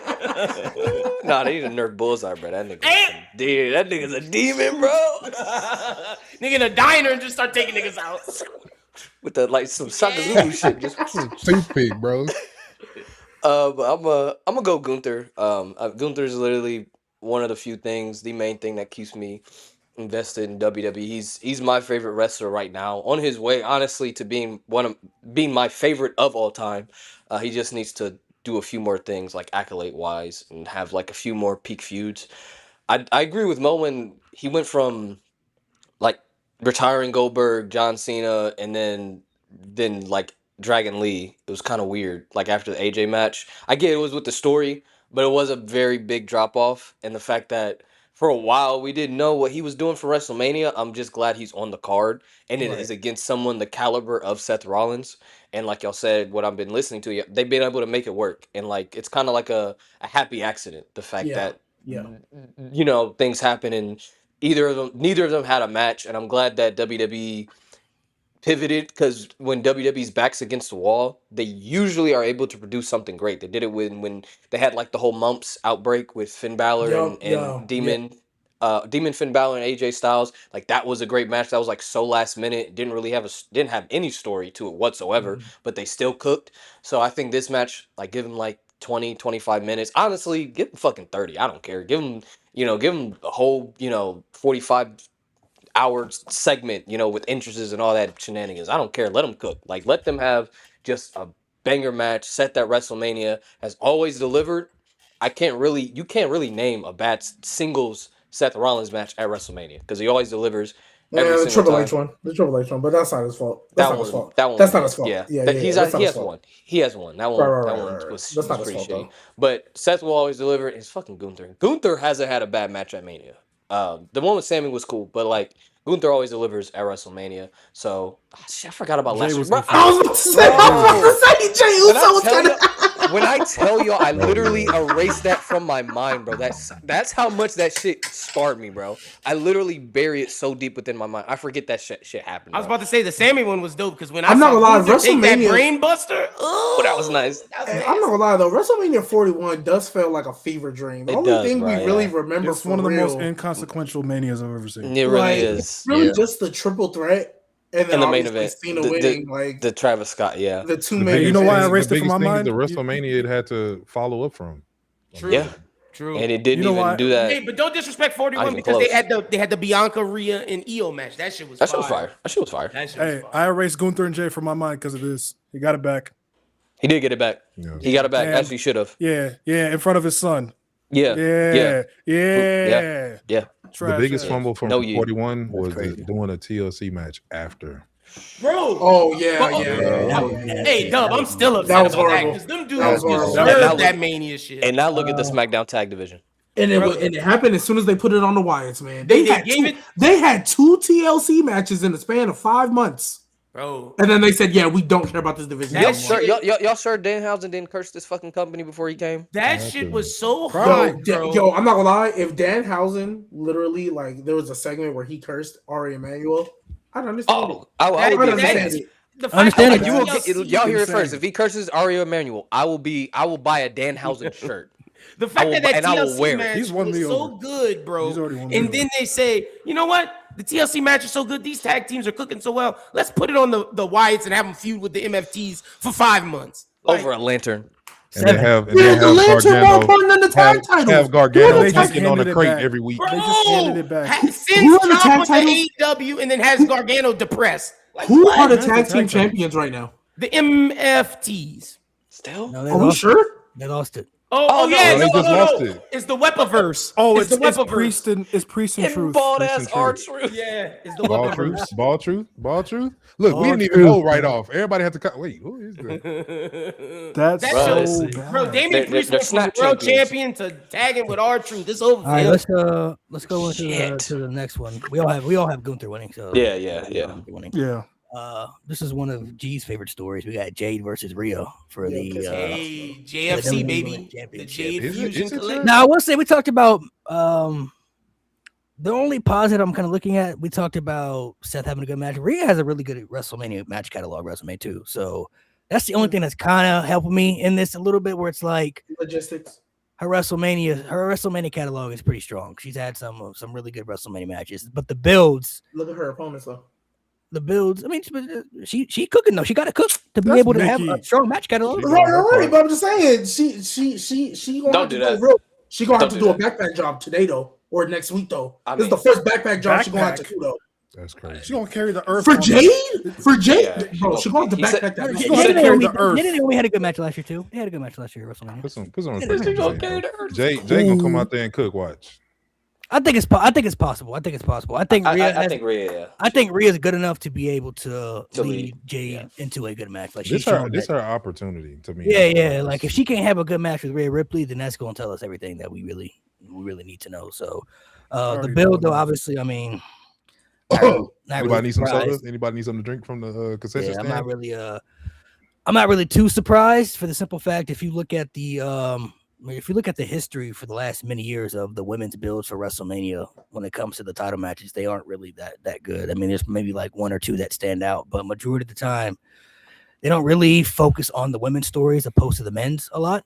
So I wasn't too surprised by like how the build was going to turn out to be. Now, of course, once again, overcomplicating these feuds, adding people to these feuds that don't need to be there. Yeah, Meechin and B-Fab. So it's like They both JAGs. He said Beachin. Meechin, they both go in together. So I don't know why these two are together. For the simple fact that they was getting mollywopped by Rhea Ripley or by Jade for many weeks, and then all of a sudden now they're on Jade's side, and I think somebody even brought it up last week. They used the history of Meechin's there because of what they did to AJ Styles like 5 years ago when she wasn't even in the group. You know what I mean? When they the OC was getting beat up by whoever it was. So they just put anything together at this point for this shit to be told. So we'll let everybody go around and we'll give our predictions afterwards. But the story, it should be the worst story going into WrestleMania. Obviously, it's unfortunate that Cody and Randy have now taken that leap, but I didn't have my expectations up too high for this, though, to be honest. So my expectations weren't like through the roof, like, oh, this is gonna be something crazy. Like what I got is kind of what I'm expecting. So my expectations aren't really like lowered. I'm not really like, oh, I'm disappointed. It's kind of like this is what I kind of thought was gonna happen with this feud. It was gonna be uninteresting, but like I said, Rhea Ripley has a very strong match catalog at WrestleMania. So if Jay can't have a good match with Rhea Ripley, whoo, man, yeah, that's gonna be tough, bro. She might need to go to NXT for real after that, because Better learn Chinese, buddy. Yeah, man. Beachin being added into this feud now. I like that. We're gonna start using that. Thank you, Malik. Beachin being added to this feud is quite puzzling. Didn't think it was needed. Honestly, I hope that the match is better. That's the only thing I can hope for at this point, because this feud is boring. Absolutely boring. I don't care.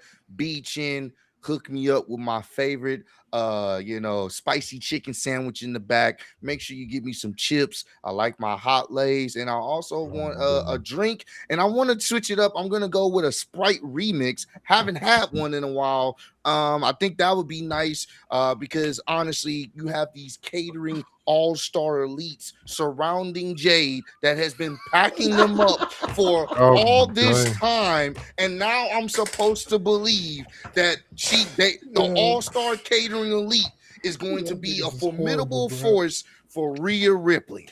Cut it out. They got packed up on SmackDown with ease. Michin didn't even get a segment of her getting packed up. It was just her. She got me. My left knee. That Peter Griffin. Yeah, the Peter. That's all we got. This was not needed. They overcomplicated things once again. I think you could have just went in with Jade being the heel in this situation, going against Rhea, who's the more dominant individual. Simple as that. But I get it. They wanted to put them and have them involved in WrestleMania. Cool. I heard that WrestleMania catering is pretty good. They have every spread that you could ever think of. So while they're back there, make sure they give us some of the premium stuff, and we'll go from there. I'm going to give my prediction now. Jade, go ahead. She needs it. Honestly, if there's anybody that needs it, it's Jade, because if she loses this, what was the fucking point? They have, and it's not even, I'm not even going to blame Jade for this, because they literally, all the people that they would need for her to feud with are in the tag division.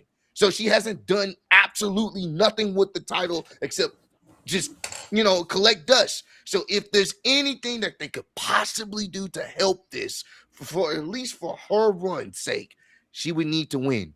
Because if she does not win, then I hate to say this for Jade, but her fine ass gonna have to go back to catering too with the Beachin and them and hook us up with some steak and cheese sandwiches. I don't know what to tell you. I don't know what to tell you, bro. Come on, bro. She gonna be the clerk at the front. She gonna be the hostess at the front, and she gonna be seating everybody to their table. That's gonna be Jade.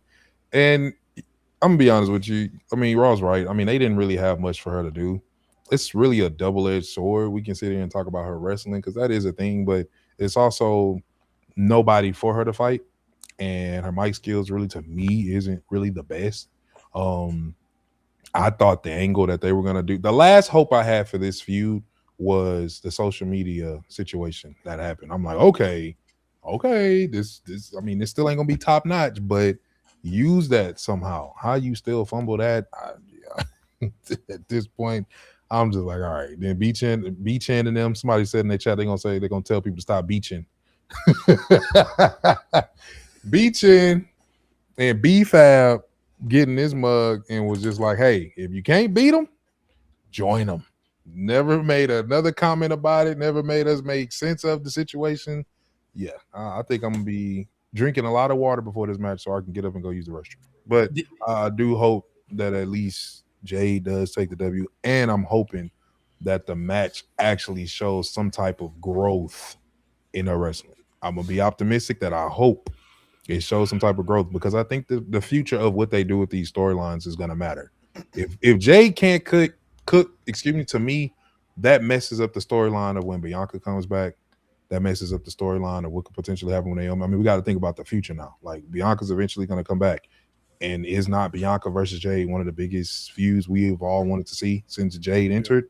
So if we don't believe that she can wrestle, nobody's going to care about that match. So I do hope, for the sake of the future matches that they can cook, that she actually shows some type of growth. So give it to Jade. I've made my opinions on Jade Cargill pretty clear on this podcast multiple times. I don't think she's good. At all. I will say the title reign has not been her fault. Like, SmackDown's roster has been pretty dog shit since 2024, for being honest, because they refused to do a draft. But this feud, I expected nothing from it. They proved me right, and yeah, I'm probably gonna be at night too. And yeah, I need a bathroom break, so thanks. But yeah, my biggest problem with this thing, though, is how they've made Io Sky a fucking side character with this feud. And if Nikki Bella apparently isn't cleared, then Io and Asuka isn't even going to happen. So it's just like, that's to me just asinine, considering she's better than, let's be honest, both of them. And especially how she got herself over last year is just dumb, but it is what it is. At least I got a bathroom break. Mo, I'm so glad you brought that up.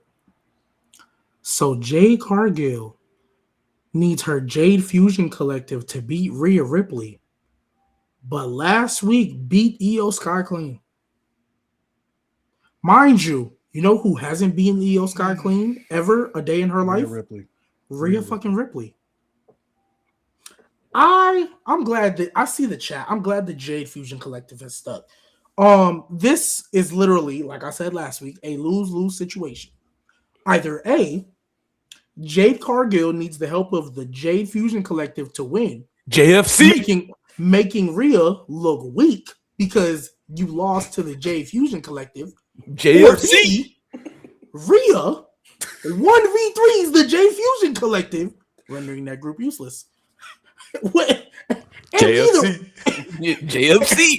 And at least if Rhea wins, there's a little bit more intrigue going into SmackDown. If Jade wins, what's she finna do for the next 3 months? Or I don't even know when Bianca get cleared. I thought Bianca was gonna be back at the Rumble, and she posted a video of her finger still looking. I don't blame Bianca. I wouldn't want nothing to do with none of this shit either. I don't blame her. I'm with you. I'm not gonna lie. You know what this reminds me of? Y'all remember when everybody was waiting on Chris Statlander to come back, so Jade Cargill was just beating people for nothing, just to wait for Jade Cargill, just to wait for Chris. I feel like that's what they're gonna do. And if Bianca's not ready, it'll be Naomi. If Bianca's not ready, it'll be Naomi. Because Bianca clearly got a long ways to go. I don't know what Jade does if she wins. That's the only problem. I don't know what Jade does if she wins. Because they're not going to tell an underdog story of B-Fab or Mi Chin winning that title. And if they do, no. Oh my God. Way to take your women's division back to the Divas era. Oh my God. That would be atrocious. Way to set them back 15 years. How long is Jordan Gracie going to be out? That's another one, bro. Jesus. Jordan Grace, I'm not going to lie. They don't care about her. They did her dirt. They treated her the same way. They did, and honestly, they did. I don't think they did. That was messed up. What they did. I don't think they did try for real. Like they just said, "Hey, you're new, sure." And that's another one where they had internet. They had internet beef, and they didn't use none of it. Like I don't get why they keep doing that. If you're gonna do the internet beef thing, use it. Like it makes no sense. Apparently, Rhea was genuinely upset, and they didn't want another Tiffany Stratton thing on their head. Which Rhea, get some Rhea, tough skin. I'm about to say, Rhea, you be all right, brother.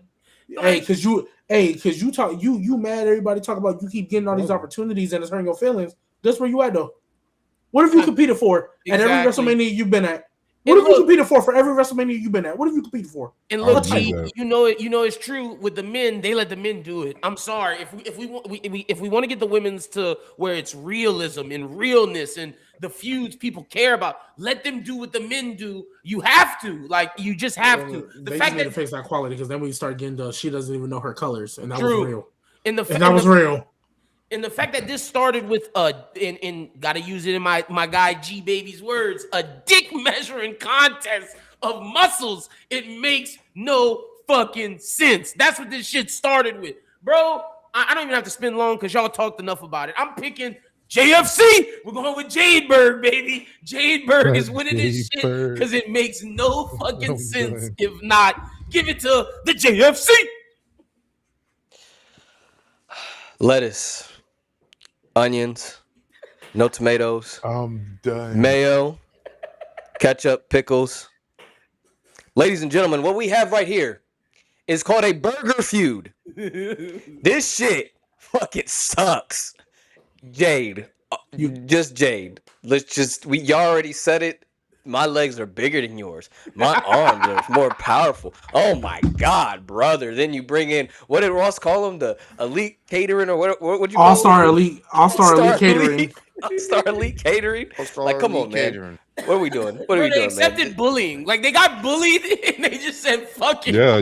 Just join them. Yeah. Like, bro, what are you teaching kids here? Get your when we said bring back bullying, this isn't what we meant. Like, legit, you can't beat them, join them, ass. They got beat up every week. They got called bitches. They got called everything but a child of God. And they went and joined that woman, bro. This is the few they got. They got ramen noodles with no seasoning on it, bro. And the straw that broke the camel's back, it wasn't even a final beatdown. It was after the beatdown when Rhea said, "Are you okay?"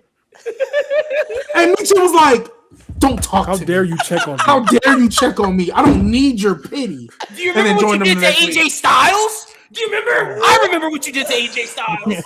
Don't make no Nobody sense. remembered that shit. AJ All right, don't you even know, remember that shit. prediction. I'm gonna just go with Rhea because I think they need to spark that tag team. That they need. I think Rhea wins because they need to spark that division up a little bit, bro. Like I agree with G. If Jade wins, I just don't know where we go from here. And Rhea's still popular, where it's like if you put the belt on Rhea, you can at least try to make it interesting and do something, bro. So That's and I don't really think I don't really think Jade and Bianca need a title for their feud either. When Yeah, she no, comes they back, don't. so.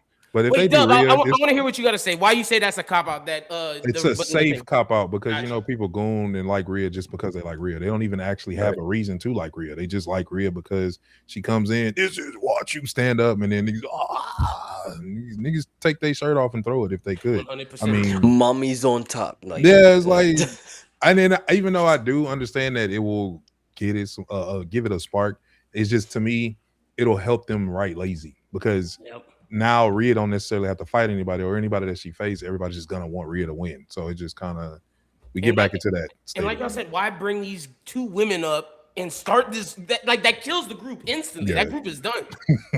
I mean, they've been done, but I mean, Please kill him. Please Group kill was him. done from the beginning, bro. Please kill him. Shouldn't have started. Honestly. That's fair. All right, so let's move on to the other women's match. We got Liv and Stephanie. This actually has been done pretty well, though. I actually do like what they've been doing with this one. This one has been done a lot better than I thought it would. I'm a little interested in. I think the match will be pretty good. I think the promos and stuff they've been doing have been pretty good as well. So they've actually been making this one interesting, opposed to the other women's match. So kudos to them though, because like I said, with the women's feuds, you never really know what's going to turn out to be and how they're really going to do it. But this one, for what they've done, I think it's been done pretty well. I like what they've done with it. So. My prediction, though, I'm gonna stick with Stephanie because I think we're about to see the Judgment Day fully implode. I think everything about the group is about to dismember. Finn's already gone, and there ain't really much there left at this point. I mean, JD McDonough about to go back to catering because without Finn Balor, don't see him really doing much. He got that little WrestleMania ladder match, but don't really see him being utilized too much. If I'm being completely honest, I don't really see a spot for him where they're going to be used. And Raquel, I think, has shown she could be just great on her own. I don't think she really need to be with anybody. She's been shining a lot, actually. And then Roxanne, I think, is destined for good things as well. And then Dom, obviously, I think is going to be destined for good things. I actually think it's got to a point where I think people will kind of want to start cheering him. So they might have to consider, doing a little switch with him. But I don't see the Judgment Day being a thing much longer, if I'm being honest, without Finn there. I think they're kind of telling us, like, the group has pretty much ran its course. And I think they're pretty high on Stephanie, too. I think they kind of want to build her up more in the division, like she's one of our real top main event stars, in the division. So, and Liv is already solidified, like she's already got there. Like win lose, I don't think her spot's going to change anyway. So, I'll just say Stephanie for those reasons. Okay, I'm probably gonna go with most likely I'm gonna go with Liv to get the win here. Honestly, I've actually enjoyed how it's not. Outside of that first little interaction with Liv over here crying, I was like, not really rocking with this, but they picked it up, and every time they've seen each other, it's on site and it's been stiff. It's been like you would think they legit got beef. That last one, I ain't gonna lie to you. Hey, Stephanie would have to see me outside that parking lot. Like, Facts, hey, bro. hold on. Wait, as I get my drink from catering from one of these bums back here. Hold on, we gonna have to run this fade because that shit was legit crazy. And we went to the Raw and seen that.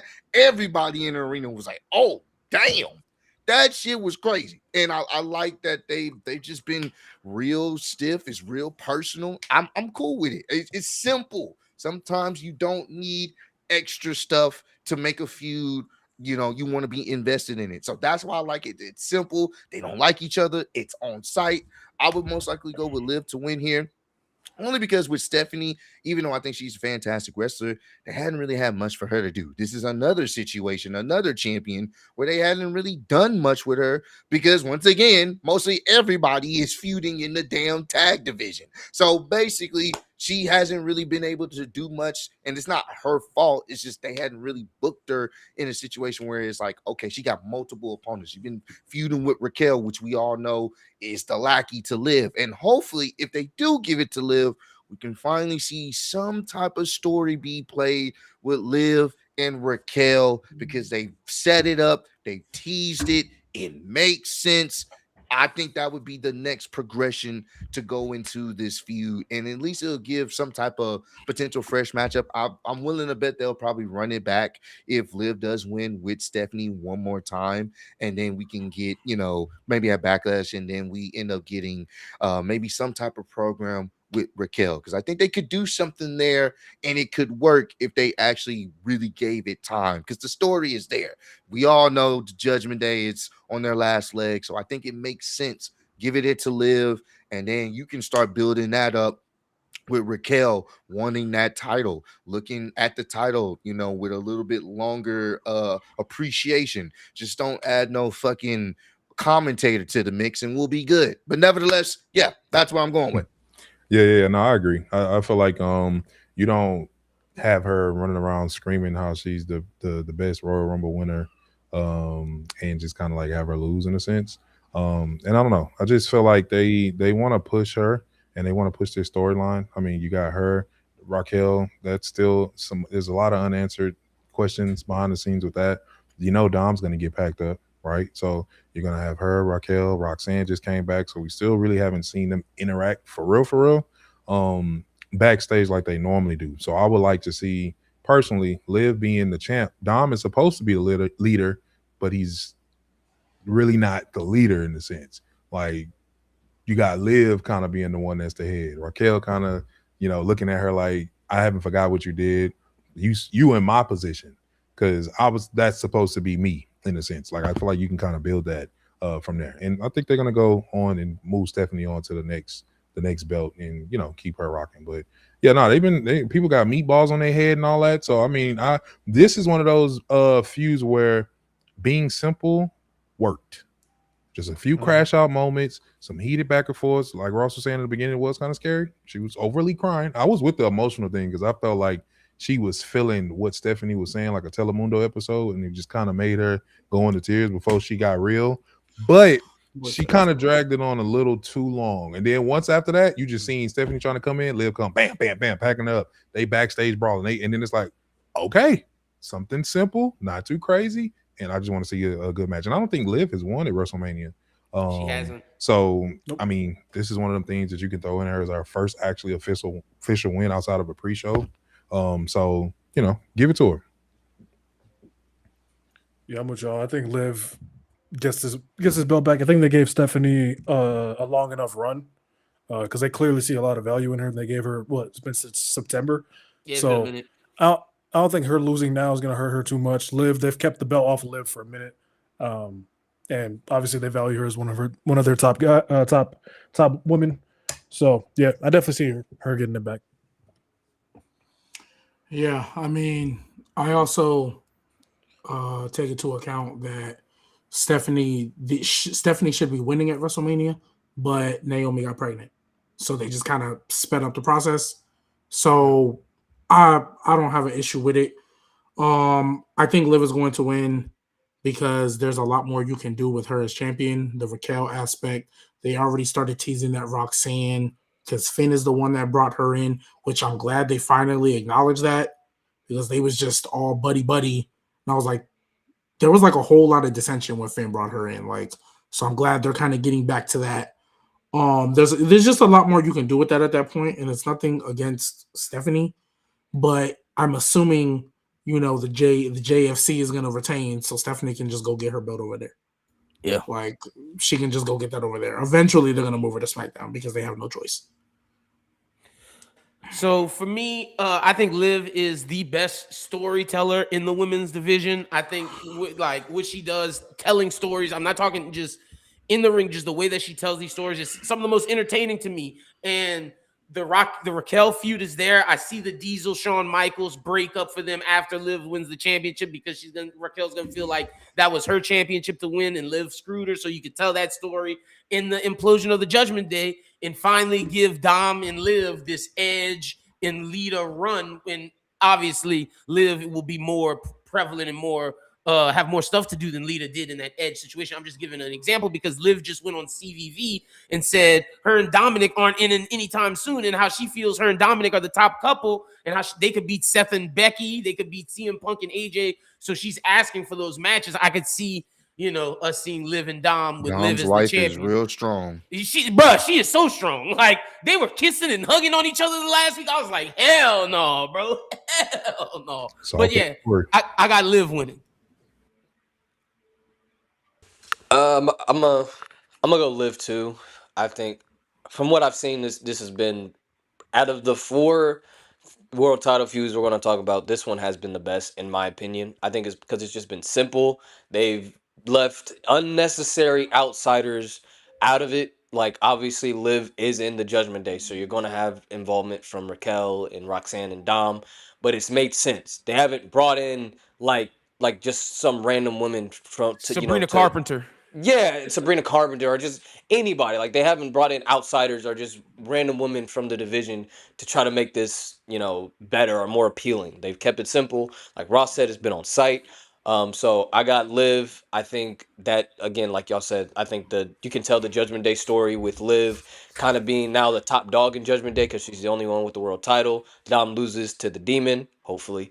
And then now Liv is like kind of like, now she's like default. She's like, I'm the new leader. And like Raquel's like, what the fuck? I don't like this. You can have Roxanne be the same thing. Maybe you could finally, pull off what they were teasing when Roxanne first came into Judgment Day.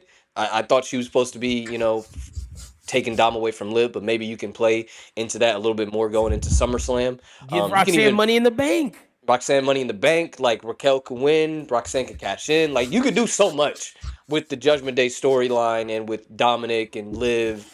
So I think Liv winning would do a lot of that. I think they could send Stephanie to SmackDown because their Lord, they're going to need it because, God, that division sucks. Like, on Unreal, they're like, who are we going to feud with? Who's Chelsea going to feud with? Zelina again? Mia Yim? Like, literally went through, like, literally admitted their division fucking sucks. So just send Stephanie over there. She can feud with Jade or Rhea. Like, that would do great. Like, especially post WrestleMania, that would be a great feud. So I'm gonna go with Liv. All right, we got 2 more matches we're gonna talk about. Save the 2 best for last, if you ask me. So this first one we're gonna start off with, I think this has been the best story they've told, and it's not even for a title. It's not even a main event match either. And it's been so simple. They've done it so well. Brock and Oba. Don't really know how much people really liked it in the beginning. Like his first when it was announced, how people felt about it. And I still think there's some people who are there's still some people who I think who are kind of iffy about it because they're not exactly sure what's going to happen. And I think that's a good and a bad thing, though, because it's kind of like, all right, it's kind of unpredictable, but it's like there's only one decision that should be made in this match, if you ask me, and it should be the right decision. But it keeps that suspense of we don't really know if it's going to go that way. But I think this has been the best build they've had going into Mania with the most hype. Like they've done the bare minimum, but they haven't had to do too much for it to work. Oba's already been massively over since coming up to the main roster, and he hasn't even been on the main roster that long. And then Brock's presence obviously is going to be a big thing. But I mean, when he powerbombed Lesnar and he put his foot over his chest, that instantly was like, oh shit! Like you never see that happen to Brock Lesnar. Rarely happen, right? And then the next week he clotheslined Brock over the top. You're like, oh shit! Then Brock comes out with this gear on, and like, oh, they getting ready to scrap for real. So they have done it so well to make it feel like a big fight feel. My only setbacks is when Brock, usually over the last few years, when he faces these opposing threats, the matches don't really turn out to be what we want it to be, and then he always wins. And that's what I'm kind of struggling with. Is like we've seen this with Braun Strowman, we saw it with Samoa Joe, we saw it with Omos, like all these people who were like opposing threats over Brock Lesnar.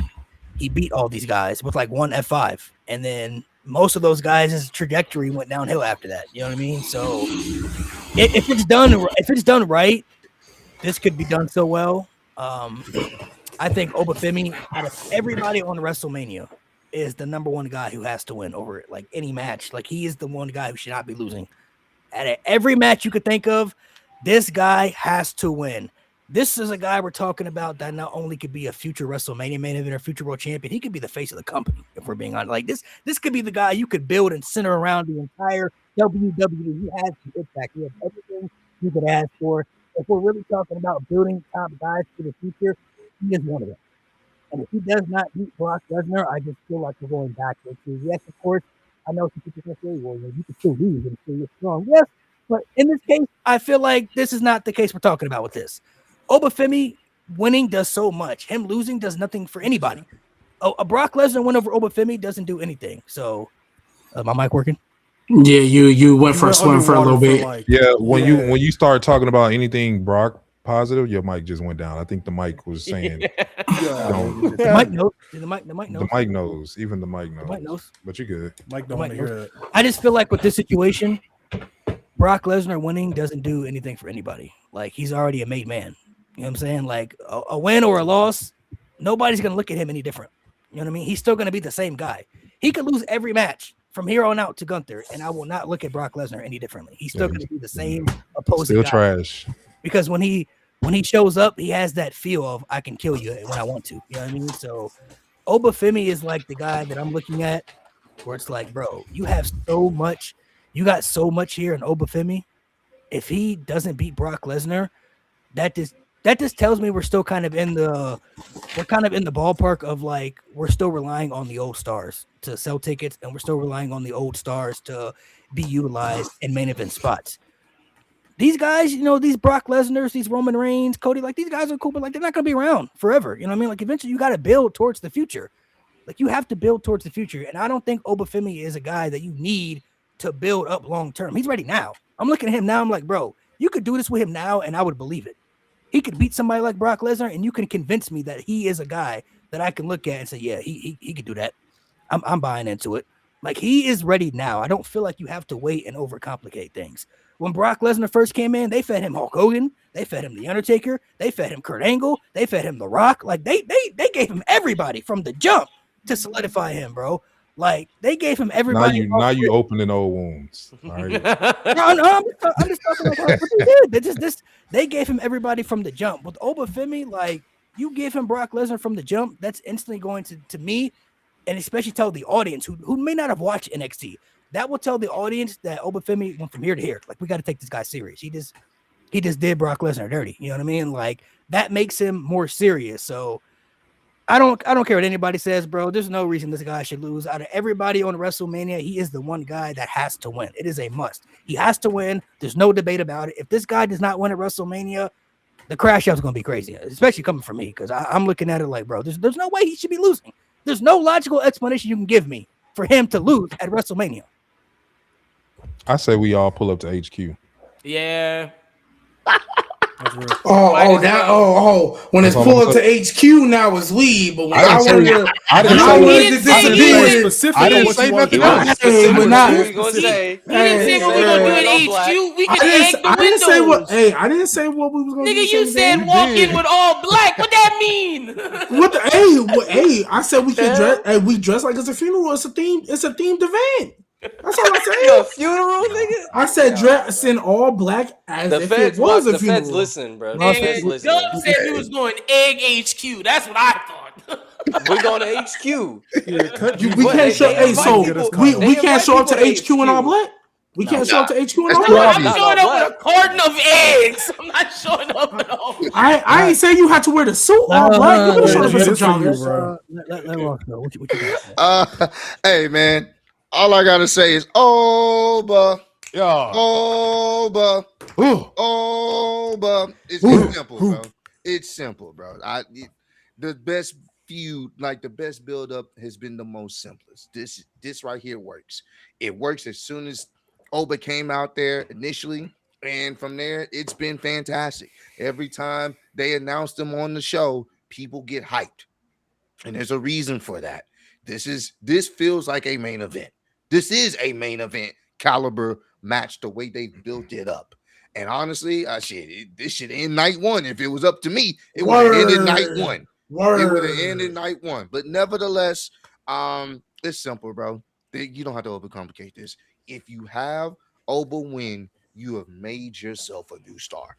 You've already been doing it every single week. He gets the loudest reactions. We were there in Houston live. They were chanting for Oba before he came out there. And when he finally came out there, the aura was felt. And that is something dope to see because you have something here, and it's not easy to make new stars, especially with them just being straight from NXT because not everybody watches NXT. Not everybody knows. So for him to be this over, this quick, and they're putting him in this feud, you will do a disservice to him and the fans that have got invested if you have him lose. That hurts him. Anybody that's saying, "Oh, it's Brock, he'll be okay." No, he won't, because what you'll tell everybody that pays to go see this show and everybody watching around the world, we like Oba, but he's still not the guy. That's what you tell everybody. Because the guy that you want him to beat is fucking leaving. He's already said he's about to leave. So it does no good.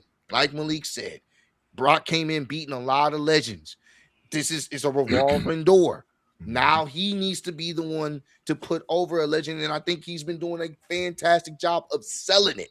This has looked like the most fun I've seen for a WrestleMania build in quite some time. Just two guys, no extra fluff.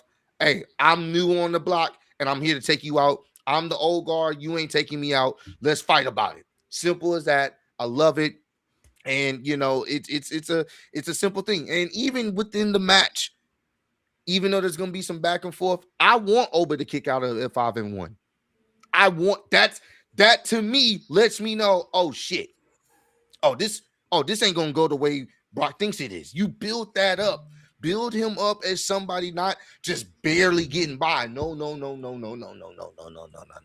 We don't need barely getting by because our brothers have been getting packed up by this one motherfucker for years. And none of them have been able to actually withstand any type of F5 or any type of offense from him. So if you gonna do this, if you gonna have this nigga put his foot on his fucking chest and point at the sign, this nigga need to be kicking out of the F5-1. This nigga need to be making sure that Brock is confused, flustered, don't know what the hell's going on, and really build him up as the next big threat in the company. Because after that, guess what? You haven't beat him. Now you can start setting up these dream matches. He just beat Brock Lesnar on his first WrestleMania. Let's see a Oba and a Roman Reigns feud. That can cook. Oba and Braun Breaker. That can cook. Oba and Gunther. If you have Gunther retire him, you can easily make that match. And the simple fact that he beats Brock Lesnar, that automatically puts him in the category of so many fans' eyes as a potential world champion, that is exactly what you want. So simple. Have Oba do his thing. Brock get a little bit of offense in, but I want to see Oba demolish this nigga, bro. Because then it shows. They let Goldberg do it. They let Goldberg do it when he came back. So there's no excuse why they can't let him do this. That's it. You got it, Doug. I want Oba to end him, bro. Like, why you sound like that when you said it? Why you sound like that? That meant a lot to him. He salivated. He said, I want him to end him, bro. This is for you, Biggie. This is for you, Biggie, this and is for Kofi. a lot of them. This is for and go in there and tell Brock. And when you kick out in one, tell him I ain't Kofi, nigga. Tell him that. I better see his lips say I ain't Kofi, nigga. Come on and beat his ass. Wrong African country. Like I don't even know. I think the worst part about this is I'm gonna miss seeing Brock get his ass whooped every week. I think that's gonna be the most I want to see Brock on there is because he's not gonna be getting his ass whooped weekend to weekend to weekend, just coming in there bouncing and shit. Nothing even crazy about it. I was in his ear. I gave him a mouthful. Y'all think Brock all that? He not. You feel me? He not. Hey, you can pause all you want to. People know the Lord. They know the Lord. Crazy. They know the Lord. If you know me, you know the Lord. Oba, you go in there and you in him. I would to even have him retire him. I don't know. Just I don't know what that would go crazy. And I know they're gonna save it for Gunther, but TKO will be good in my eyes. Hey, that's real. That's real. If they let Oba retire Brock, I won't say no more wrong about them. I'll be on here defending them against all y'all. You feel me? So hey, Pat McAfee and Jelly Roll 1-on-1 main event, WrestleMania Backlash. If Oba retires this nigga Brock, you think I give a damn about punting Pat? Punting Pat? For that You think I give a damn? Don't give a damn. Bro, I could care less. I could care less. He said Brock gotta go. Brock gotta go, bro. Y'all niggas can't sit here and tell me y'all ain't live seeing all of us. Oh no, get yeah, our for ass sure. whooped By Brock, that's a fact. every time we saw a belt. Nigga about to get an ass whooping at home and Brock theme music hit. He won all the belts from all of us. From niggas, yeah, that's a Bro, come on now. If Just we gonna us. let a little Pat story, I'll deal with a little Pat story for one WrestleMania to get Brock out of here. Hey, Brock, look at all them black people winning titles. He's like, something just don't look right about that. Yeah, let me show up to work. Let me show up to work. They created a nigga. They created a nigga in the lab to make sure we don't win championships. That's so. Hey, but I will say this: I got to give Brock his credit for this fact. So Oba was helping his daughter with the shot put, and like Oba like did some stuff with his daughter. So he really, I think he gonna put him over big, like 100%. That sounds cool and all. I But think I'm about to say that's cool. shot put. I can see That's shot cool. put. I was about to say, I can show you how to do a spin. Right. You know what I mean? I feel you. I'm just saying. You know what I mean? I can show you. You know what I mean? I can show you how to do this spin. You know what I Bro, mean? we can all learn. I can YouTube how to shot put coach right now and do more than what Brock did. Just hire me. I do it for free. But not like but Ross was saying, like, all seriousness, like they've found a way to make this look like they really don't like each other in real life. Like when we were there live, bro, it looked like these niggas really just wanted to kill each other. Like it looked like it's really up, and they don't need much. They don't need to do much. Two brutes going at it, and I just hope they do it right. You don't do this right, I'm all elite. But yeah, Get the graphic. I don't know. This might for me because this opening night too. If they don't do this right, bro, this gonna kill the move for me in so many ways. and we gonna be we're live with bro. people there And at a come on. There's a reason they right, chose right. this match to be the ESPN match. Like, honestly, like it says a lot. Like, this should honestly, the main event should be this is night 2, and I'm giving Liv and Stephanie night 1. Like, but they chose this for ESPN because it's that important of a match. And I don't think you choose this for ESPN not to have Oba win, to be like, hey, world, this is our new guy. Nigga, I'm sitting in all the homies. Face, Gig? All the homies that don't even watch wrestling no more. I'm sitting in all the Stephanie is homies. not main eventing over Roman Reigns and CM Punk. Look, bro, I'm just saying it. Those are the best 2 build feuds. They are. No, that's just giving the woman a here nigga damn. That's Nah, I'm not.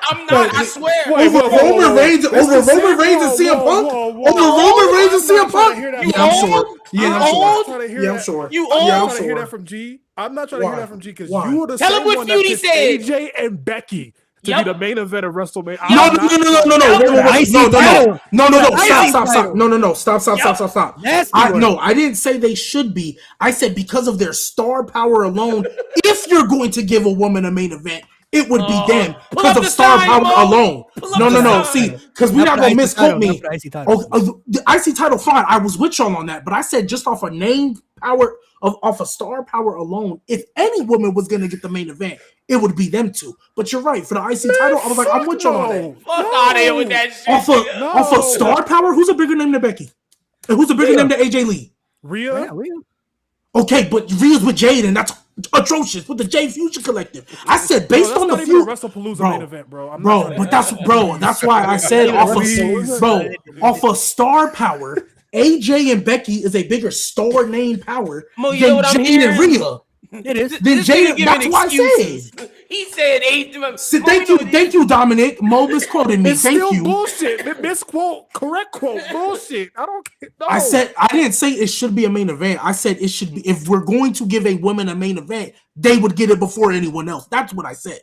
Not that they should be the main event. I said they would get it before any other woman. That's what I said. Don't misquote me, Mo. Go ahead, bro. Give your protection, bro. I still hate you. And you know what you did on Tuesday. Yeah, you deserve to be fired. I ain't missing no word. You should have been fired. absolutely. Donnie made the right decision. After I dog ahead, walk continue. Donnie, I get fired. You know Yeah, what? absolutely. Hey, bro, That's let's what you not get. let's all stay a brotherhood right now because we talking Yeah, about for this Oh, match. right, for this right, match. just for this segment. Just for this segment. Lock You right, in, you bro. right, you This right. is Lock in, lock in, yeah, Right, lock in. right. You see how Niggas overbrings gotta us stick together? bro. Come on, man. Come on, man. Right, you right, you right. But No, it's yeah, on you, go ahead. TKO, take notes. This is how you take something simple and don't fuck it up. Like, just take that note. But yeah, like y'all said, like Oba losing makes zero. I think that would be the worst booking decision if he was to lose on this WrestleMania. That there's nothing worse than that to me on this card.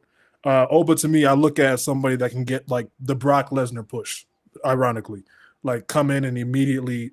Like I would not flinch if he won the World Heavyweight Championship at SummerSlam.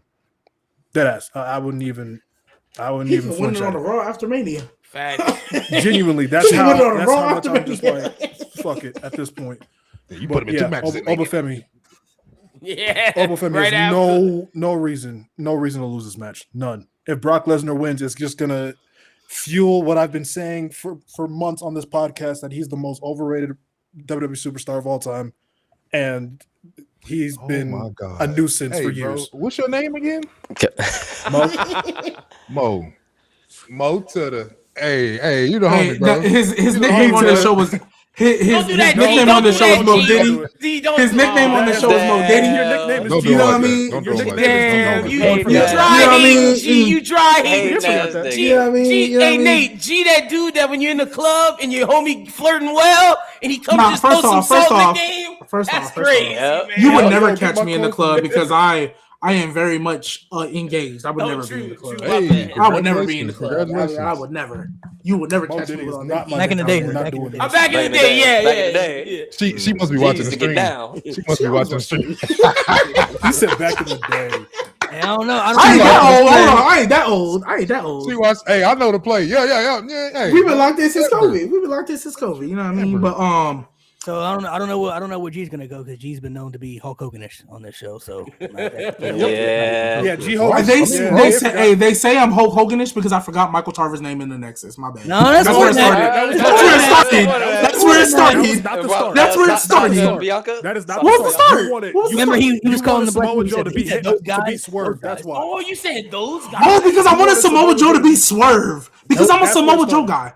My whole thing is Samoa Joe should never lose. Samoa Joe should have like And a you wanted Hangman 5-year to title cause- reign. You wanted a white man to screw I over. forget. a black man. It That's was exactly what you wanted. What's that? Those guys, Malik. Yeah, I can't remember what I was talking about, but he was like those guys. Those guys. He said, It's "Talk okay, about name. those guys, Willie." Anyways, Like the black guy or whatever.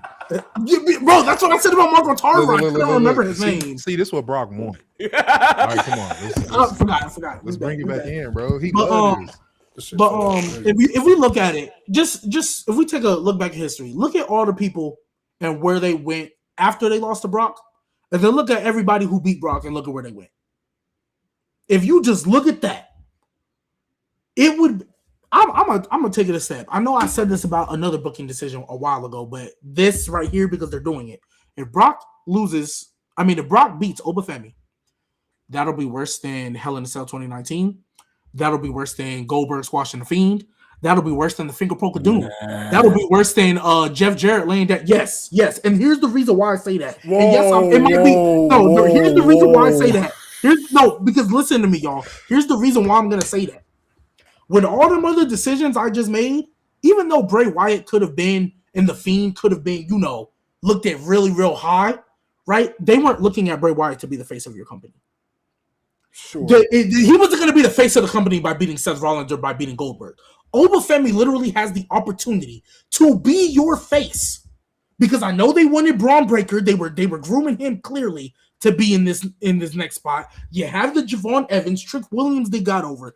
Obafemi can literally be the next face of your company that is doing all the media and doing all the signing autographs for little kids and doing everything you want in a ultimate megastar face of your company, right? He can be doing all of that. He can be in that next phase. I said it earlier, but if he wins, let's just say for whatever reason, Roman Reigns decided, I don't want to be here after he beat CM Punk, and they decided to put it on Oba. nobody would be shocked. Nobody would say it's a problem, and everybody would love it. And then Ross was kind of getting into it too. The matches you can do after he wins, a Gunther versus Oba match can main event any Mania. Come on, that you want. Say less. Facts. A Gunther, imagine an Oba versus Cody.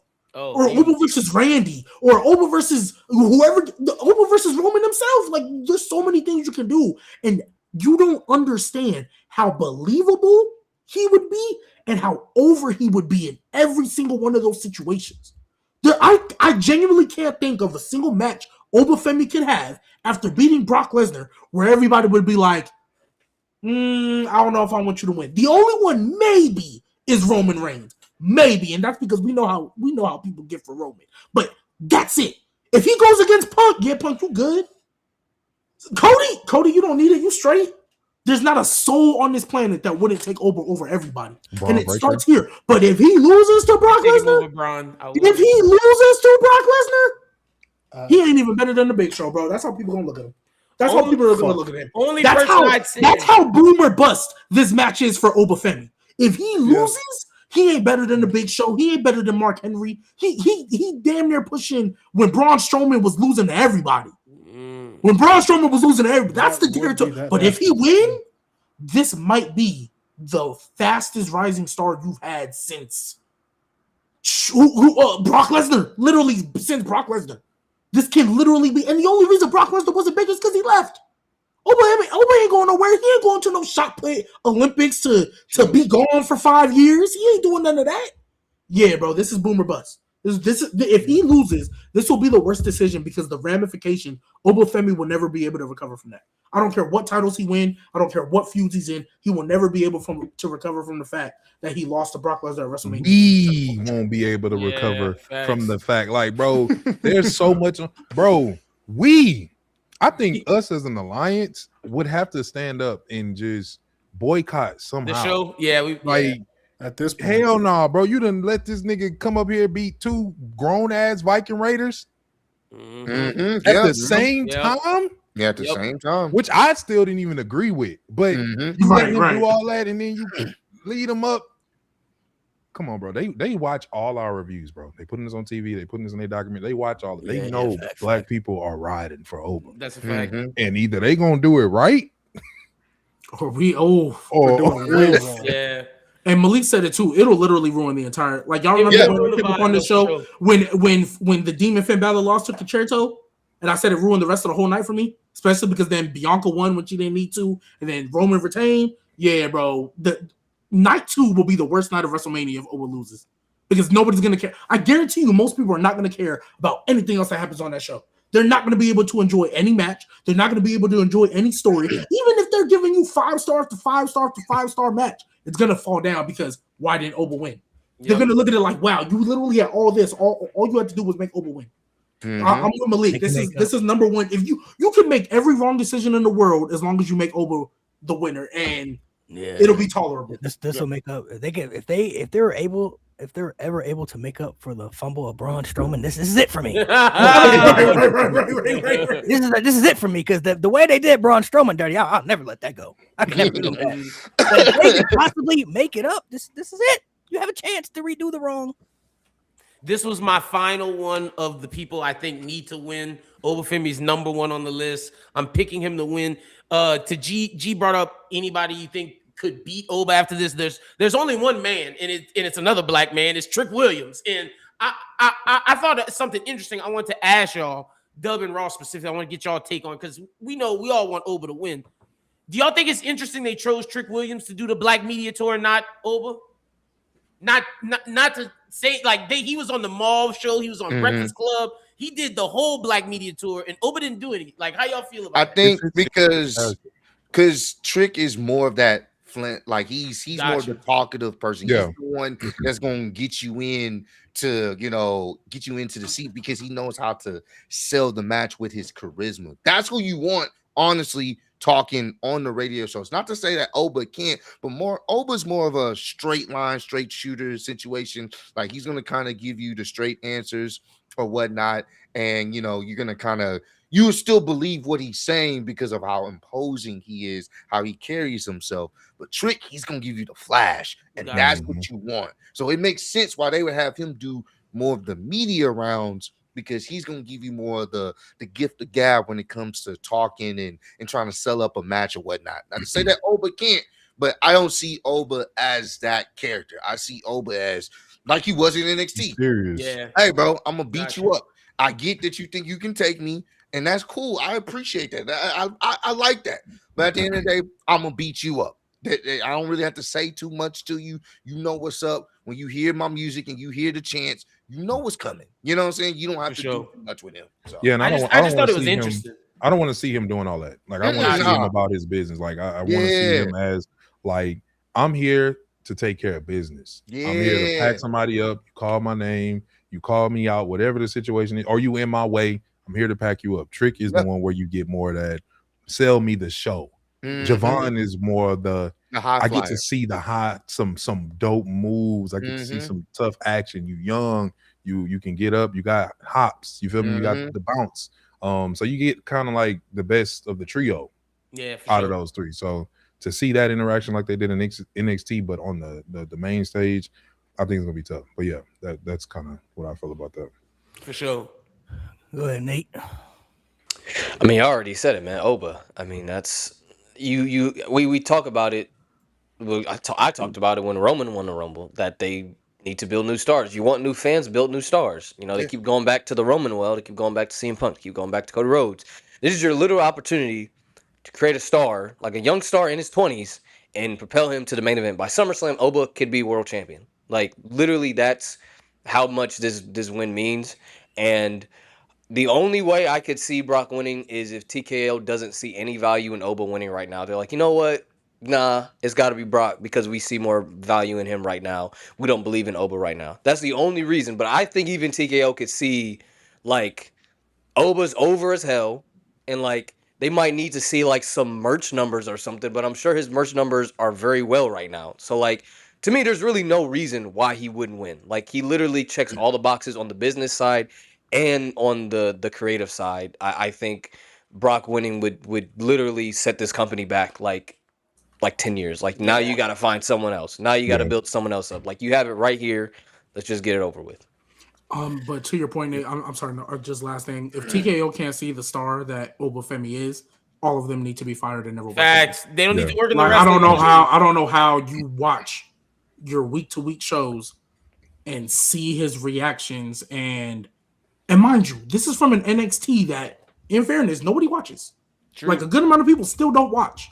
And off rip, his debut, everybody's screaming Oba as he's doing his entrance. That's off in Saudi Arabia, might add you. To me, let's so good, bro. To me, that's what makes Trick, Oba, and Javon that different, man. They first three that's come from NXT where people are riding with them, and Oba's at the top of that list.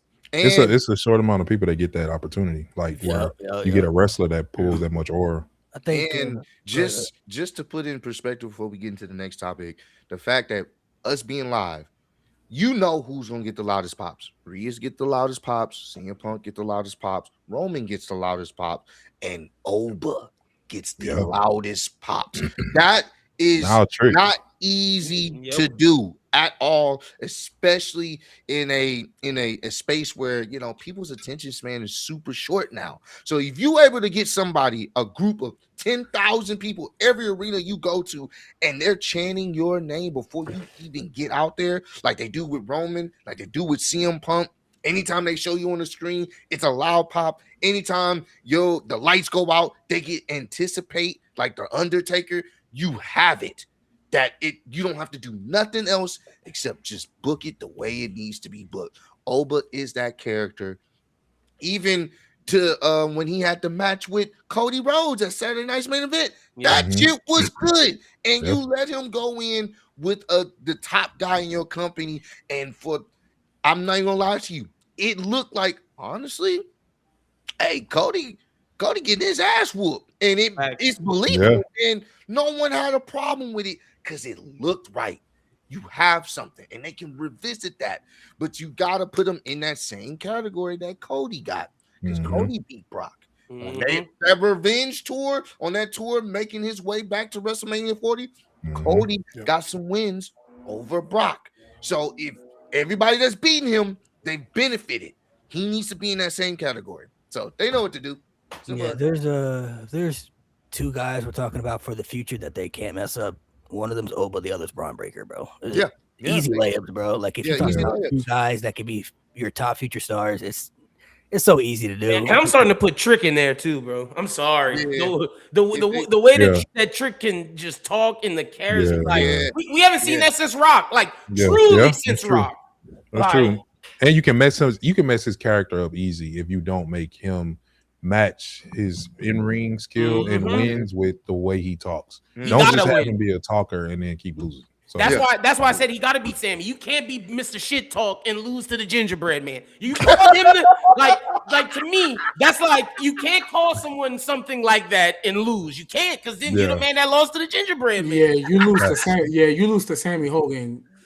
That's right. The limits, the pepper steppers don't hit the same. That's true, don't hit the same. That's true.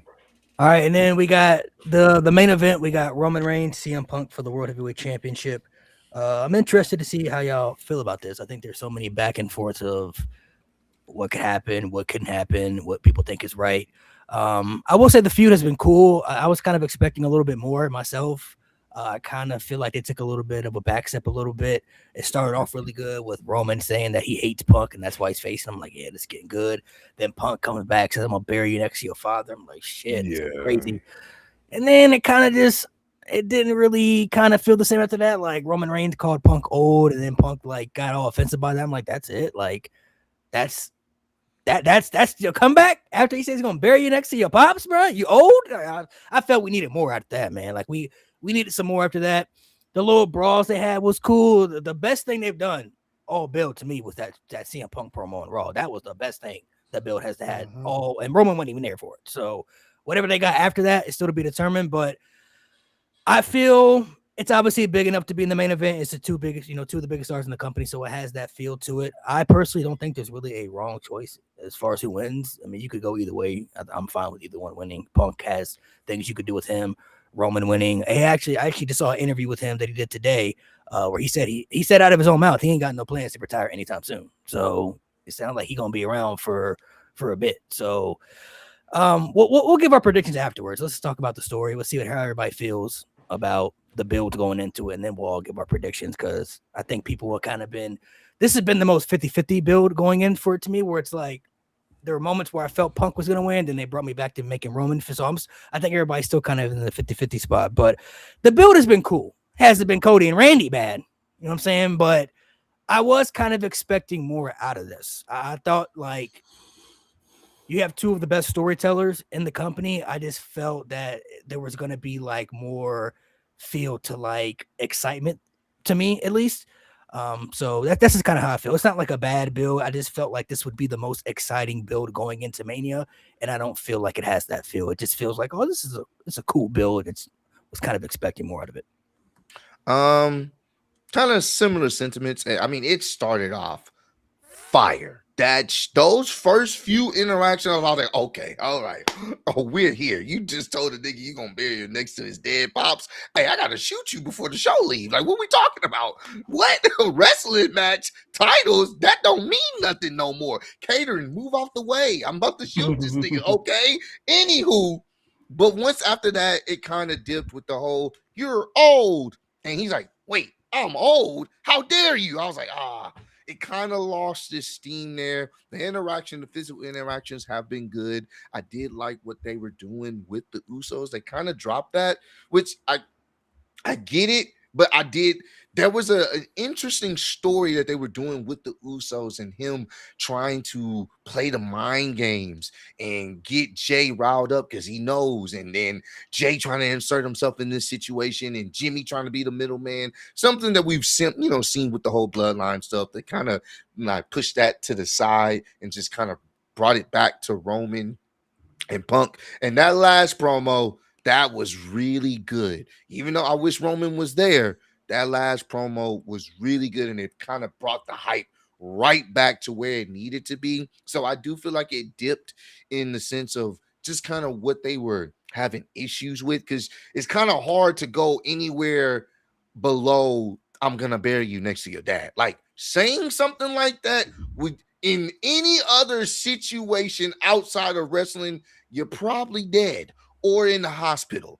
It's one of the two things. So when you go to that extreme of disrespect, now I'm thinking, okay, I mean, at this point, it's on site. We gotta elevate it, but it's like they kind of took a back seat, and then the whole TKO situation and CM Punk bringing that up, it kind of built it back up just a little bit. But ultimately, I still think the match is gonna be must see though. I think this is gonna be I think it's still worthy of night 2 It's gonna main have event. yeah, it's gonna have the feel. This is going to give that feel. We've seen shades of it last year with the triple threat, which I enjoyed a lot. That build to last year's Mania for night 1, that shit was great. I enjoyed that. So now we got them on a one-on-one situation, no bloodline, just them. It's going to be an interesting story for them to tell within the ring. I am still excited about it, but I do agree that it did dip in certain parts. It didn't have that intensity it had initially when it started, but it started to gain it back with that last promo. And hopefully tomorrow they can give us that crescendo peak right before WrestleMania to really get us like, all right, man. I can't wait. I can't wait for Sunday. Sunday need to hurry up. So yeah, the only thing about Roman is, before you go, Dub, the only thing about Roman is he's not bad on the mic anymore, but he's not CM Punk level. So it's like, I feel like every shot he takes, Punk is gonna have like, he's gonna be ready for anything, and that's the part that sucks. It's like Roman could even be like, I think Punk's even talked about relationships that he, like in documentaries, that he didn't have the best relationship with his parents, and he could be like, well, at least I had a father. You know what I mean? Like growing up, like you didn't have a dad. You know what I mean? Like he could even throw something like, He didn't step up to the plate, man. he could say something like that. He could say something like that, but I feel like Punk would just come back with something even crazier, where it's just like, but it's like Roman's a shotgun. CM Punk's like a SMG. You know what I'm saying? Like they both are. It's both a killer, but it just depends on who's hitting or who's willing to hit. Because Roman could have said plenty of other things outside. Oh yeah, he definitely could have said. Like I said, he could have said what I'd have said. It's like, but you roll that and it's just like, I don't know. But the same thing like y'all was saying. So I'm not gonna regurgitate that. I mean, this is literally the same. This I'm not gonna lie. I felt like tickets were bought when this segment came on. Like when this segment first came on, I think people said, "Yep, I'm going to WrestleMania." And then the next week, it confirmed your purchase from last week. Oh yeah, I'm really going. Oh babe, actually upgrade the seats. And then after that, it just kind of went like, "Oh, we got them, boys. Got a few more thousand tickets. Let's mellow this out a little bit." Roman, go ahead, hit the yacht a day or two, and we're just gonna kind of ride it from there. And then we're gonna come back and have you guys kind of pack each other up through a table, just kind of keep that ride and just kind of make you. But it did kind of lose steam to me. I'm interested in this match not only because of who's in it, but solely because who wins and who do they lose it to next? Because we know this was a Braun Breaker kind of moment to me, right? Versus CM Punk. So the fact that you brought Roman back, I'm thinking about his comments on the podcasts and interviews he's been on about, man, it's like, I feel like I shouldn't have to come back as much. You guys should be carrying the story along without me having to be there. And then again, I have to think about things in Roman's perspective too, playing devil's advocate. I wouldn't want to be on a show every week either with this kind of writing and booking that creator doing. Like, it literally kills my character. People like Roman low key, whether we hate it or not, because he's not there a lot. When Roman was getting his shoes taken every week last year, I'm like, brother, come on, bro. You ain't no OTC of mine will be getting his shoes taken every week. And then you coming in doing the same thing, getting packed up by the same person. Now a tribal thief is on the loose. It would, I'm like, it kills characters to me what creative do sometimes. So I'm mad that Roman be away, but I'm also glad that he be away, because it's like, you got to have something that's making sense for your top star to be there consistently. Now, do they have some stuff now? Braun Breaker coming back. You got this CM Punk feud, because I don't think this should just be a one-off. I mean, it's so many things. I mean, even what they got going on SmackDown, like with Solo walking up on Jacob, and then you seeing that little situation that they have in there. It's like they're kind of trying to drop some little breadcrumbs about what they could potentially do. But other than that, man, it's like I'm interested to see who loses, who puts who over next, depending on who wins the belt. Is Roman taking the belt because they trying to put butts in seats? Is he gonna be there regularly? There's so many questions that we don't have. But yeah. That's kind of my I feel like it lost steam, but to me it's just so open-ended because it just depends on what is the direction of creative in the next couple of months. Mo, how you feeling about Can I go? I gotta leave soon because All right, go ahead, Nate. Dynasty is about to start. Yeah, go ahead. I'm gonna give my prediction and my thought on this. I'm gonna give my prediction first. I think I'm gonna go with CM Punk. I think he should win. I don't think Roman needs the belt again because you're going back to the same well. I saw someone make a post and they were like, "Oh, put the belt on Roman, have him go on this run." I'm like, why are we relying on Roman? We literally have guys who are ready. Like, come on, like we don't need Roman to win the title again. I don't, because we know what's going to happen. He's not going to show up. He's going to be gone for like 2 or 3 months. Then they're going to have to create another world title for the other guy. Like, we don't need that. Just have CM Punk win the match, and then Punk can drop it to Oba or Braun at SummerSlam. And honestly, you can have the other guy win the other belt. I think Braun and Oba should be champions by SummerSlam if you really want to solidify this new era. Like, because get these old guys out of here. Like, this is like late WCW shit. The way they keep putting 40-plus guys in the world title scene holding these belts like is ridiculous. I think CM Punk should win. The feud itself, I've seen clips. The promo was really good. The last promo he did. The whole year old stuff's fucking stupid. But when they cook in this feud, they cook. But when they don't cook, it doesn't make any sense. I think the addition of the Usos was going back to the bloodline well. It's a little too much. I don't think we needed it. I think if you just kept it Punk and Roman, it would have made sense. Unless you're going to have another tag team help CM Punk out, I don't see what the point of that really was. But either way, the match should be good. I think the match will be really good. And yeah, that's my thoughts. WrestleMania excitement levels below 0. So I'll be there though. I'll be in the nosebleeds. I'll be in Vegas. I'll have a lot more fun in Vegas, getting fucked up, doing all this shit. I'm gonna gamble for the first time, so I'll be Enjoy there. yourself, bro. Yeah, I'm Yeah, enjoying enjoy myself, yourself, bro. I man. got my last day of work tomorrow before I go on vacation. So Okay. we gonna have a good time, bro. And Hey, enjoy yourself. Be Hey, safe be out there, safe, bro. have Yeah, be fun, safe, fam. bro. hell yeah, man. We gotta link up. Hell man. yeah, We bro. gotta link I'll up. see you there, Mo Diddy. If All right, bro. if you see Brock, throw something. Oh yeah, for sure. I'm gonna stone him. What? I'm gonna stone him, bro. What? Hey, And I'm gonna stone you too, Mo. Appreciate you. What did I do? You know what you Like, did, what bro. did I I- don't know why you acting. You know what you did, bro. All right, Mo. No, I don't. Go ahead, Genuinely run through don't. yours. Yeah, like I said, build's been up and down. It's one of those, well, it's kind of, stuck in my head because I've been binging pretty much the Attitude Era. But it's like kind of like the Austin Rock build for X7, where it was weird. Like it had its really strong moments, but it was weird where they threw in Deborah for no reason.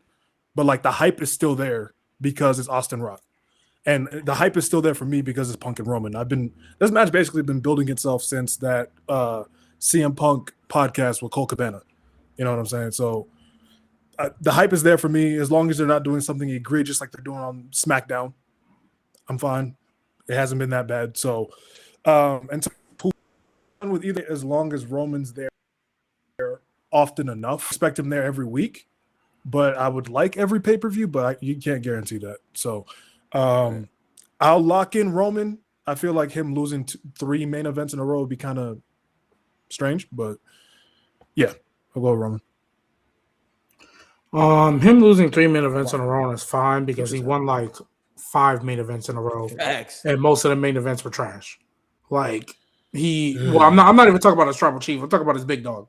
He won like 4 main events in a row, and all of them were trash. So him losing 3 in a row is perfectly fine. However, I've gone back and forth on this every week. Every week, I'm like, I don't know. The only reason I'm leaning towards Roman is because realistically, whoever wins that title next will benefit more from beating Roman than from beating Punk. Ironically enough, the reason for that is because Punk is there every week. So Punk losing isn't that much of a rare occurrence. Whereas you beating Roman Reigns Especially, we looking at this guy, he's supposed to be next up. When Cody beat Roman Reigns, because think about it, all the people that have beat Roman Reigns in the past, 4 or 5 years, Jey Uso, and they gave him a world title off of it after that. Now, they fumbled it afterwards. The way they did it was trash, but got a world title out of it. Cody Rhodes, new face of the company, Bronson Reed. They was looking, he was on his way, and they was like, ooh, Braun Breaker's still our plan, though. Let's dial it back. And then he got hurt. But Bronson Reed was looking like the more dominant one out of the two and like handling business. And then I can't remember who else pinned Roman Reigns in the past. I think it was just them three. There might be one more that I can't think of. But everybody who beats Roman Reigns kind of gets more out of it. Seth Rollins beat CM Punk and it was just kind of okay. Like, it was a great moment, but when people beat CM Punk, it doesn't feel as big. It just feels like, oh, you got to win over CM Punk. When you beat Roman Reigns, it's like, wow, he beat Roman Reigns. You know what I mean? So that's the only reason I kind of lean towards Roman. I think Punk can win, and I think that'll be good for him. Because we talk about, is Roman Reigns going to lose 3 main events? CM Punk to this day still hasn't won a main event. So that's why it's so 50-50. Because I also don't think they're going to make CM Punk lose every main event he's been in. Like, okay, you lost the last year's, I get it. It was a nice little swerve. But I assume the goal was for him to beat Cody in this year's before they had to change plans. So I that's the 50-50. I'm leaning towards Roman today because I'm looking at the future plan. And I think the next star they're going to build will benefit more by building Roman. But it's also, like I said, do I really think CM Punk is going to lose another WrestleMania main event? No. So, man, this feud pissed me off in the sense that the first 2 weeks were so good. And you say you're going to bury me next to my dad. Like Ross said, I got to shoot you. Roman Reigns came back the next week with, you're old. Like, what are we talking about? Roman, like, nah, I'm sorry. I'm just not the biggest Roman guy, so I got to call it like I see it. He didn't care, bro. He did not care. Tom Brady would not miss practice 2 weeks or a week before WrestleMania. That nigga was not there. He was not there last week. What are we talking about? How are you not going to be there to promote WrestleMania? Like, what are you doing? You didn't want to be there, so you brought the Usos in to rehash the bloodline. Like, let's stop it. You brought them in to rehash this because you wanted to be at your yacht. Okay, everybody says, well, he's committed to being a father, committed to being a husband. Well, go do that, motherfucker. I don't got to go be a dad. I don't have a problem with that. But don't come ruin feuds. Like, what are we talking about? You should have took Larry's ashes and dumped them on AJ Lee's head. That's what should have happened. You want to talk about my dad? That's what you want to do? Like, what are we talking about? Like, let's be real. This nigga don't want to show up to work. Stay home. Stay home. Wait, okay, wait. Let's. Can I be a little devil's advocate though? Can I be a little devil's advocate? This nigga still dump my ashes out on AJ. That's what he could have done. Don't just dump him out. Dump him on her head. On her head. That is wild. But here's the thing, though. Let's be a little devil's advocate. One, why wouldn't you want to be on a yacht? I would too. Oh, come on. Wait, you're Ari Emanuel? Will Ari Emanuel make? No, Mo. Will Ari Emanuel making Pat McAfee and Jelly Roll decisions? I would want to be on a yacht too. I would want to be on a yacht too. You feel me? And then you talk about stay home. He tried. The booking was so bad. They said, Roman, please come save this again. So he's like, I guess because I'm such a generous tribal chief, I guess I'll come make your show interesting again. Because let's be real. Lynn. If Roman Reigns ain't in this WrestleMania build. Oh, it's an issue. Look, no, 100%. 100%. Dub said it best. When they announced this match, tickets sold, people were going to Mania. I'm not disagreeing with that. I was hype. Me and Malik came on the pod and said, he better break into that man's house. Malik, I know you remember this. We were predicting all kind of theories for what Roman could do because he talked about his dad. I swear to God, the next week, I texted in our group when he said, "Oh, you lost me." What do we? I just said it with Trick. How you gonna call somebody the gingerbread man and lose? You called him old. So what does that do? You lost to an old man or you beat an old man. It don't fucking matter. And it's crazy because your ass is 6 years younger than CM Punk. So you're old, motherfucker. Hey, 6 years is 6 years is a big difference though. Oh. It is a little bit. I was about to say, because 6 years is a senior in high school and a seventh grader in middle school. That's a big difference, though. You know when it's a big difference? It's a big difference when you're under the age of 30. When you're 40, them 6 years don't mean shit. No, 6 years is 6 years. That matters. 6 years is 6 years. That matters. Man. That's the difference between a hip replacement. That's the difference between type 1 and type 2. That's a big difference. All right. That's a big difference. Okay, cool. All I'm saying is 6 years. he still tried about to beat an old man. He about to beat an old man or lose to an old man. Okay, but so again, more devil's advocate, because again, let's be real. CM Punk, even though they 6 years apart, CM Punk, when he wrestled, love CM Punk. Oh, he looked rusty. I'll give it to you. It's a major difference. I'll give it It's to a major difference. Like, I'm not denying CM Punk looked that. like he need to retire in a year.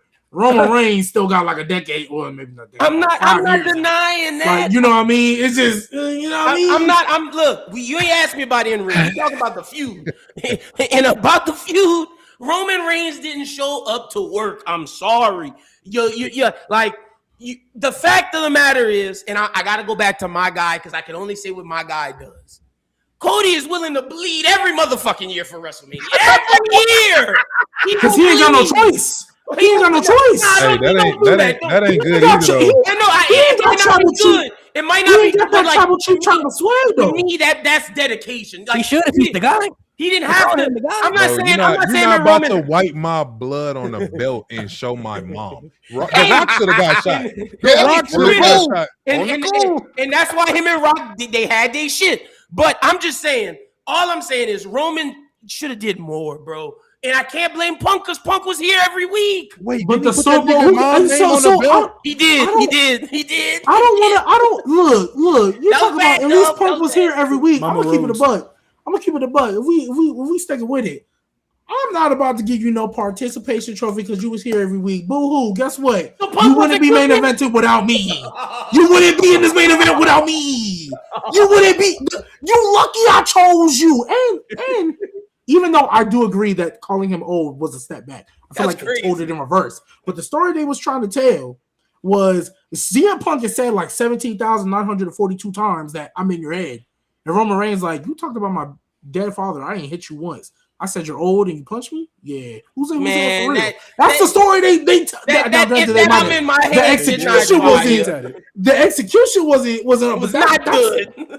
But even Roman cut the promo after they went over here and talk about in my head. But I said this, and that's what caused you to. That's the only thing about the back and forth that didn't make sense to me on Punk's side, because Punk, you cooking. You don't have to let old. That's right. Get to that point. I'm just like, it makes Roman it validates Roman. Like, it just made it look weird because, like you said earlier, bro, CM Punk's a machine gun, bro. The pipe bomb that he dropped Monday and all that, like, he can go with the best of them.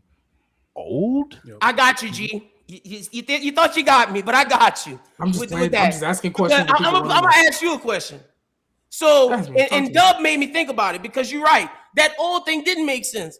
To me, if you say you hate someone as much as Roman Reigns said he hated CM Punk, something else should have been done. I'm sorry. That man started the promo segment with, I hate every living fiber of your being.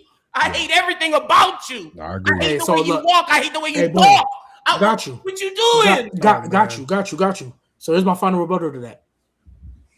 Yeah, when I hate somebody that bad, it don't matter what I say. I know I'm gonna get you anyway. So I'm gonna hate you. You know what I mean? Like, you're old. You're old. If you hate somebody that bad, I don't even about your daddy that just it's not even hate. It's disrespect. He don't even respect Punk at that point to give him a real rebuttal. Man. He didn't even want to be the one to spear him. It was Crash Out Yeet Man over there that made him do it. That got in his head. He didn't even care to spear him and put it through the table like that. That's how much. Man, all I'm saying is Roman Reigns looks at Punk as beneath him. And if he gonna be beneath me, all right. I'm gonna put them fucking ashes on your wife's head. That's how you gonna be beneath me. I feel like for me, I'm at a point to where I feel like Roman doesn't have to be there all the time because his presence is much felt. They know what they have in Roman Reigns. So Roman is there. It's going to be must watch. People are going to want to see what he does, whether it cooks or it doesn't cook, to be determined. But like he's there, so the presence is going to be felt. But I do feel with Lynn, like when WrestleMania comes around, you got to be there. Yeah. Like you have to be there for WrestleMania week, bro. You got to be there to tell the story, and you got to be there to make sure it feels big enough to be in the main event, because you're going to be in the main event spot. Like your name and presence is one thing, but people want to be invested into the stories. And so you have to make sure both mesh well together. You know, like you have to make sure the hype is good and the star power feels important. You know what I mean? There's a big reason why you look at Cena versus Rock the first time. Like it was big enough to be there, but when it came around WrestleMania time, The Rock was there, and they made sure that shit felt like it was WrestleMania worthy to be in the main event. So by the time WrestleMania came around, he was like, yeah, we ready for this. You feel me? Like this where we at right now. Believe Rock even showed up more than Roman did for WrestleMania 40. Like people were saying, is Cody feuding with Rock or is Cody feuding with Roman? You know what? We are literally like, I don't know, bro. It's that whole little WrestleMania 40 build. Oh my god, I think we just missed that, bro. Like the incredible way it was just the way you had Rock grabbing the camera, like, nah, you go off when I say you go off. It was just like, yo, what? This awesome. Nigga said, nah, bro, damn going over. I said you keep the camera rolling. It's just like, and then Cody, of course, getting the ass whooping as usual. I mean, and then when Rock asked Bobby Roode, he said, Bobby Roode, what you gonna do about it? And it didn't laugh at him. The ref had to listen to like all the moments, the bill. Y'all right. I mean, I get it. Like you said too, like Roman don't have to be there all year, but when WrestleMania season, bro, should be a strictly you can't call out type of series, and then especially 2 weeks before we were in Houston, like I'm in there sitting there talking to Ross, like Roman gotta come out, right? Like the way Punk cooking right now, talking about he's not here, and just kind of feel like he was like filling time. I said Roman coming out, he gonna surprise us, bro. Roman here, and for him to never come out, I'm just like. I feel like for making a season, like especially if you're in the main event, like you got to be there all the time. And the only difference between, I think, Cody and Roman have is that Roman Reigns just doesn't do whatever the company tells him to do. Like he's not just gonna show up and just do some bullshit. Cody Rhodes is like, all right, you know, this is what we're doing. Yeah. He's like the John Cena, the yes man. Like, all right, this is what you're asking of me. I don't agree with it, but I'll do it. Roman Reigns is like. No, I ain't doing that. And that's not a problem. And like that's why I said everybody got it different. And I'll say this to G. And it's not that if Cody said no, I'm sure they'd be like, all right, yeah, but Cody's not. He's not that guy. You know what I mean? Like, didn't he say no to the Pat McAfee stuff? No, he didn't. Well, if he did, I don't think it would have happened. Yeah, I think Pat said no at first. Pat said no. It wasn't. Yeah, it wasn't Cody. Especially if Cody and Randy both said we ain't doing that shit, they wouldn't happen. Yeah, so I think they both said yeah. But to your point, G, I will say this. If there's nothing for Roman to do creatively, I understand why he's not there. But to me, I just look at it like this. We know what would happen if we heard LeBron James missed practice leading up to the NBA Finals. I'm looking at Roman Reigns like he's LeBron James. Like, bro. You know what would happen? Bro. Oh. Okay. Don't do that. It's LeBron. Okay. I'm not letting that slide. That man breathes. Okay, bro. If LeBron James honestly, LeBron James. The finals, people call it. If LeBron, bro, this is the same man that they made TikTok songs about. If LeBron James didn't come to practice, they'd be like, yeah, he needs his rest. Do you not remember 2018 when he carried the whole team? They would bring that up immediately. They wouldn't care. Tom Brady literally was gone from a Super Bowl practice. Granted, it was the forced proceeding, but was gone from a Super Bowl practice. And nobody cared. You're not remembering Cleveland LeBron. You're not remembering Miami LeBron. They would have. No, we in LA now. We in LA. You know what? They didn't make a LeBron. They did not make a LeBron James TikTok song when he was in Cleveland. They didn't make a LeBron James TikTok song when he was in Miami. They made it when he was in LA. It's 2026. They don't care. Social media. They don't care. They don't care. Yeah, social media. They would not care. Especially that's all they do is talk talk about the nigga, bro. Like, Yeah, LeBron talk down breathes on on him. ESPN. They talk about it, bro. That's what I'm saying. They would not care. They would talk about it, but they would Stephen A. not Smith care. and all them dudes would give him hell. He said bro. he would get the criticism though. He would get That's what I'm saying. He'd get the criticism. He would get the Exactly. I criticism. mean, you always gonna have They'd Cody. find a way to make it a GOAT debate conversation. Right, and you're Nigga. always gonna have criticism because they're polarizing figures. I'm not saying there's gonna be none, but the masses would not care. They'd be like, "Oh, LeBron's not Most coming to people practice. wouldn't. Yeah, he deserves it. It's So, LeBron." so, People so wouldn't care. basically, what y'all saying is tomorrow Roman better have Larry's ashes. Roman gotta come back with something. He gotta come back with something. Roman got to say bro. something tomorrow. He got to gotta pull a come back. Jericho in Oh, 2012, bro. Just go off on his It fans. ain't even gotta be like it ain't even gotta be lethal because I don't think he can. Yeah, I think we're past that. He Yeah. can't outmatch CM Punk on the mic. So Roman Reigns, I think, knows his strengths and weaknesses. Roman Reigns is a very good storytelling mic worker. CM Punk is a savage on the mic. Mhm. Yeah. So CM Punk can be ruthless and he can cut your throat out. That's why him and John Cena mesh well because they both like that. John Cena can be savage, but Punk like, nah, bro, you ain't gonna embarrass me though. Like I can match with that. Roman Reigns is like he has limits, you know what I mean? And he's very good at telling stories and making you feel, but like He's a good actor. when it comes to being a savage on the mic, it's like you don't really got that type of feel. So I feel like Except that time he told production to cut that bum's music when Cesaro came out. Yeah. I ain't gonna lie to you. yeah, that was That crazy. was hilarious. And they cut his music. Cut that I would have been fighting a group of people, Roman and all them niggas with the black tees and Yeah, black I feel you. shirts. I would have been fighting a lot of, and then think about it. Austin Theory career ain't been the same since John Cena Yeah. cooked him the way he Oh. did.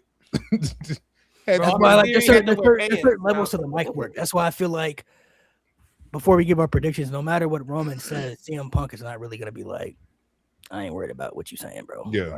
Hey, because Yeah, all CM Punk got to do is be like, "Hey, I'm gonna beat you so bad you gonna go back to saying suffering succotash and his raps Yeah, and his raps and his raps." Go put them blue contacts in your eye. Like he was Right. like God. he was saying stuff.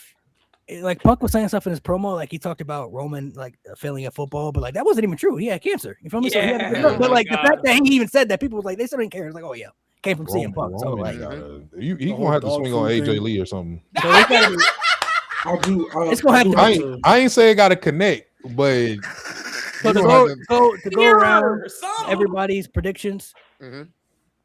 I'm going to lead towards Roman Reigns because I do feel like even though he may show up part-time here and there, I feel like the company still knows what they have in Roman, and I think they kind of want to level up the world title a little higher.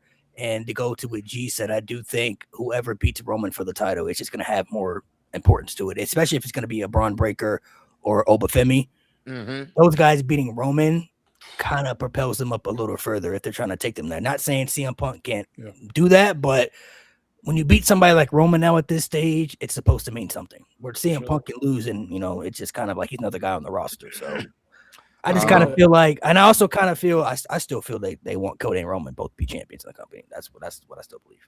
I do got a dip, so I'm gonna go real quick. I appreciate y'all, Ross and Dell, for For pulling sure. through. man. Shout out everybody in the chat. Like I said, today it's Roman, tomorrow can be Punk, but everything Malik said and what I said earlier, if I feel like the future plan, it would do more for the person who beats Roman. But if Punk wins, then we're probably just gonna run back Seth Rollins and it'll be fun, but like, is that really what we want to see? But y'all be easy, man. I'll call All you.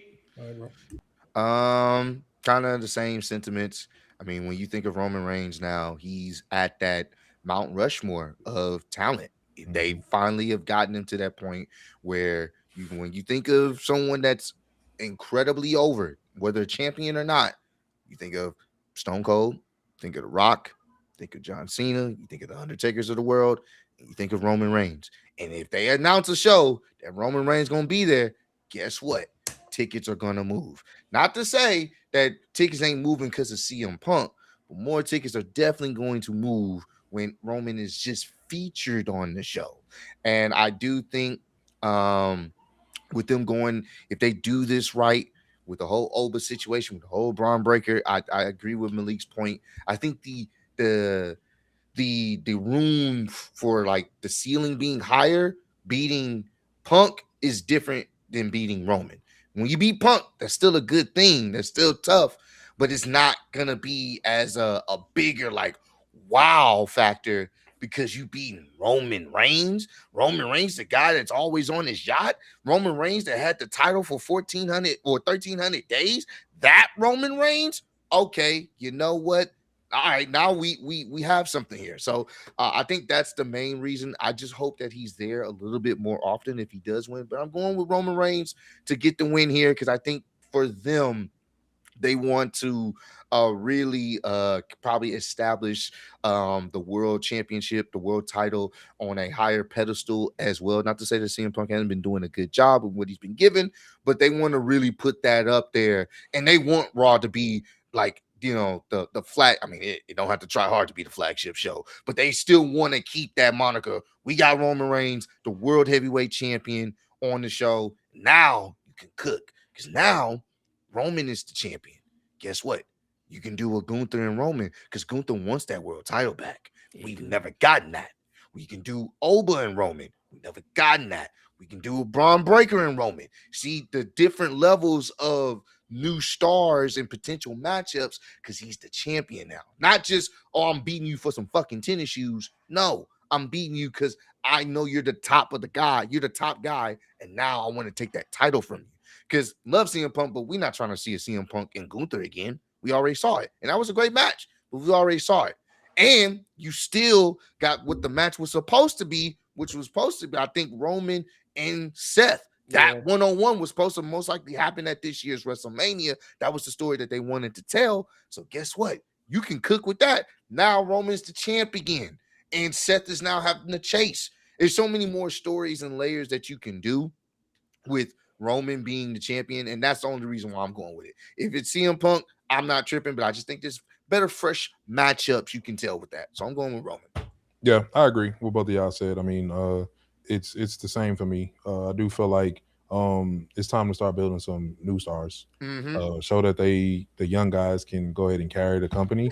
So yeah, I do feel like Roman winning makes sense. So that way the next person who beats him just gets that big of a push, and that way they can hold the belt for a while. You create a new face, you can create a new top guy, create new top guys. You bringing all these people up to the main roster, bro. Now start doing something with them, so that way the show doesn't always have to be, we need Brock, we need Roman, we need Punk. No, let these other people run it. So yeah, I think Roman should take it. I'm muted. Yeah, Roman's my prediction.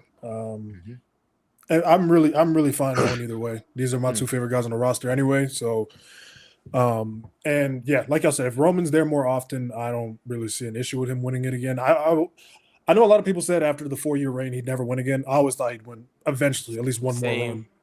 But especially as a babyface, because he never had that long run as a babyface. But yeah, I'm gonna go with Roman, but I'd be fine either way.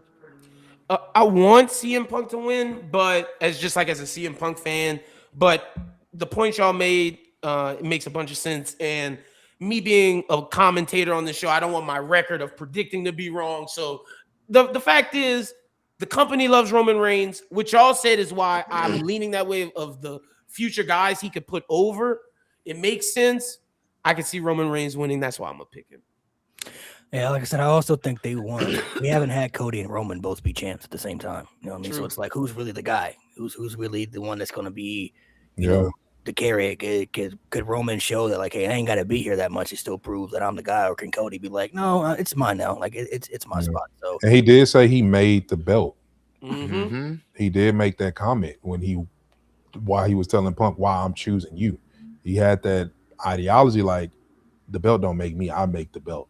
So no, he literally directly made the belt because he had both of the belts. So they had to make another one. That's crazy. He really made the belt because he had the other belt hostage. That's crazy. That's so crazy. And I'm also looking at too. Like, I mean, I don't think Roman could ever duplicate what he did before as champion to the highest level, but they want to try with the world heavyweight. When Roman can really, the one thing I will say about Roman on a part-time or full-time schedule, when he can really get in his bag, shit, man, he do it better than anybody in the company, bro. Like, I don't think anybody touching him. It's must see. So it's must see. Like, if he could take the world title even for a short period of time and be like, all right, y'all want to make this feel, because he said that title was the secondary championship, right? He didn't have it.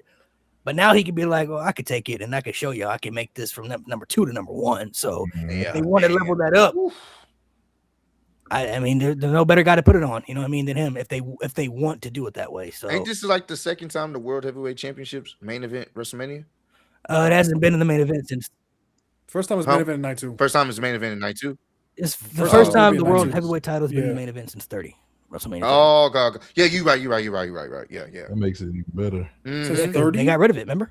Yeah, they got rid of it. And Malik, someone in the comments made a good comment to your point about them wanting Roman and Cody to both be the champion at the time. They're doing Crown Jewel again with the Crown Jewel champion. So, oh yeah, I don't know if Roman's gonna be champ that long though. Yeah, I don't think it needs to be that long. I think, like you said, if they do what's right, true with Oba, you have it.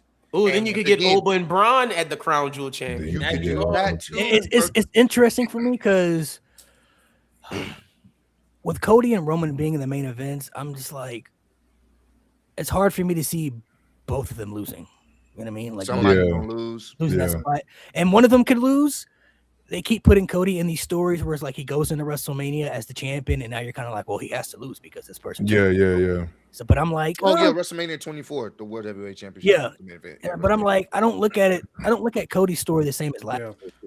Like Cena turned heel. Now it's kind of like, well, you can't really turn John Cena into a bad guy who had never done it at that level as the babyface and not have him win. With Randy, it's kind of like he's been this guy before. You know what I mean? Like we've seen him lose like this before and still bounce back, you know, and do other things. So that's how I'm kind of looking at. I don't look at Cody going on the chase and telling the same story they told last year. I think Randy loses, and then the voices get even crazier. Now he's like, "Oh, I didn't do enough. Now we got to take it up. You know, now we got to Pat McAfee. You wasn't enough. You out of here now. You feel me? Like kill him. I'm dead. He punts. He has a family, Ross. That might honestly be the way they can maybe bounce back and interest it, because I don't think leading into Mania they can possibly do that. But if Randy doesn't win, he could realize the voices get even crazier. And Pat McAfee, you wasn't. I'm listening to you. It wasn't good enough, bro. You feel me? Please punt kick him. You out of here. Yeah. You out of here. You feel me? So it makes sense why Pat McAfee says if he loses, he'll never come back because I promise you, bro. Punt kick him back to his show. Please. To the couch. Oh my God. I also think too. Get him off my screen. I also think that brings a more seriousness to Cody too, where it's like we saw him get down, because there's some people who still think he's cookie cutter and think he's too goody two shoes and he doesn't know how to be that guy, even though like Dub said, we saw it with Kevin Owens, but some people just bypass that, you know, like they didn't have it. Nah, he killed. If he can get down and dirty with this Randy's not realizing that he got to turn it up even further. You feel me? Yeah, which might be something that we haven't seen. True. Like how more devious can Randy get? You know what I mean? Like we don't even know. We might not. What if he goes to his house? I picked up your daughter for school today. Like, wait a minute. Shit, sitting like, by the car. What if he picking up his daughter from preschool or something like that? bomb. Like, you know, like she's like Uncle Randy, and he's like, come on. Now Cody's like, oh, this is what we're doing. So that's what I was thinking. What was gonna happen this Friday? Because I was like, oh, he's like, hey, Cody, hey, I think you forgot something. That's what I thought too. I'm like, oh, is this nigga at his house? I'm like, oh, okay. Yeah. No, it's just fucking. I was like, bro, back this nigga up, kick him in the head, get him out of here, bro. Bro, when Randy came on that screen, I was like, yes, it's happening. It's time. Can you imagine that? One thing, can you imagine if he punk kicked that dog, bro? Yes, oh, bro. Peter would have been on the call. Think about it. Think about that for a second. Nuts. Think about that for a second. You know how sympathetic people can be for animals. Booing him, especially dogs. And they wouldn't even have to show it. They just cut the camera and you like imagine that, bro. Imagine Randy getting booze. Oh yeah. Oh, there's no way you can cheer for it, bro. There's no way you punk kick a dog, bro. It's over. And you still cheering for him? You're devious, bro. This is evil. You're devious. This is That's evil. what they need to do. Hey, if they need help getting Randy booed, this is what you do, bro. Yes. Just call us creative. It's super simple. What y'all got to do? It's super simple. Somebody said John Wick Cody. We can't do this. Ain't that what happened in the John Wick movie? Once they killed his dog, he started going crazy. Yeah, he started going crazy. Yeah. Bro, they could have Like, thinking of how people want to do Homelander Cody, bro, they could have switched it on his head and made Randy this Homelander character and have Cody be this butcher-ass character chasing him. And I'm just saying that because I know the boys are back, but there's so much they could have done, bro. So much. Yeah, I feel like that's how I'm kind of looking at the story. I don't look at it the same last year where it's like, I don't think Randy needs to win. Like, Cody can win. He's the guy. And then now Randy goes even more crazier with these stuff. And then, like, with Roman and Punk, you can go back and forth. I guess it just depends on how you look at it. Yeah. What are, for everybody, what is the most exciting match and the least most exciting match you're looking forward to at WrestleMania? That's easy. Oh, that's super We easy. just talked about them. The most exciting is Oba and Brock Lesnar. I'm just ready for a slobber knocker, as the JR used to say. I wish he was like, if he was in his prime commentating that, chef's kiss. Oh my God. But nevertheless, that's the one I'm most excited about. It's the thing is, it's so sad because it's starting to become the Cody and Randy. It's like a tier above.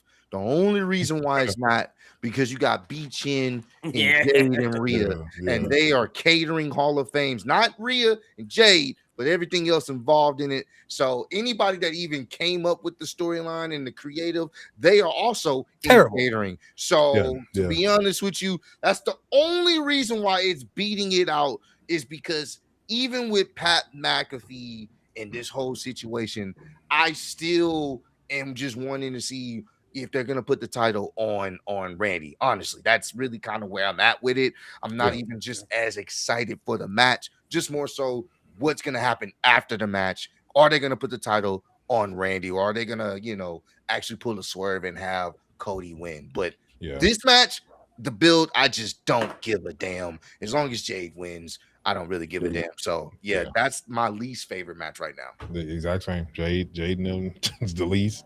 Oba is gonna carry, and hopefully it doesn't mess up the rest of my night. Yep, simple as that. What about you? I said hopefully Jade wins. I don't care either way. That's how much I don't care about this match. I'm so excited for night 2 because that card on paper is really good. Like, literally, Punk and Roman is my most excited, like the match I'm most excited for, because like I said, it's like my dream match. I've been wanting that match for years. But yeah, Jade and Rhea, I'm legit gonna go get a snack while that match happens. I need a video proof. Bro, please. I got you. Like, I got you. Record it, post that, bro. I'm gonna definitely repost it. I need video proof for the entire night. I think that's what everybody should do. If you watching live, bro, just post you going to the concession, since they in the match. They not gonna be able to go to catering to get your snacks. You post you getting you some water, getting you some chips and dip, whatever. Whether you at the crib, maybe running some errands, getting some dog food, whatever you gotta do, post it during that match, and then I'll definitely repost that shit. I'm a dead ass. What about you, Lynn? Least exciting, JFC, baby. It's the JFC for sure. Most exciting, y'all. I agree with y'all with Oba and Brock, but I'm gonna say something different just to give a different one. I think the ladder match. I want to see what Javon can do in the ladder match. So I'm super excited, and I know Penta's incredible in ladder matches. So and JD Big Dunn is gonna jump off of something high with his bobblehead ass, but. So I'm excited for that ladder match. Yeah, that's. I'll say for me, my answer is a little different, man. If I'm being honest, the least exciting match for me, I don't really care for that U.S. title match, bro. The fact that Melo's not in there, bro. That's understandable. I get it. Like, that's fair. I was for sure convinced, like, Melo still lost, but like they're still gonna put him in there. They still gonna do it. And then when he said on SmackDown, I'm gonna come back for my title after Mania. That was a shot to the not in it. And then they sent him to Come catering. on, man. Yeah, that was a shot to the told him gut. to go to catering, bro. Disgusting. It's that way. I was like, nasty. bro. He don't. Nah, bro. Like, I'm not saying I know Trick and Sami can still have a good match, but it doesn't interest me, bro. I'm not interested in it. That's fair. I don't care too much. We're probably gonna get a double turn if we're being honest. I can see them doing a fucking double turn. And maybe they do a double turn, which is but trash like, to me because even if they do the double turn, like if they do the double turn and Sami wins, and it's just like, yeah, that's worse. That's way worse. Come on, man. Like, it just.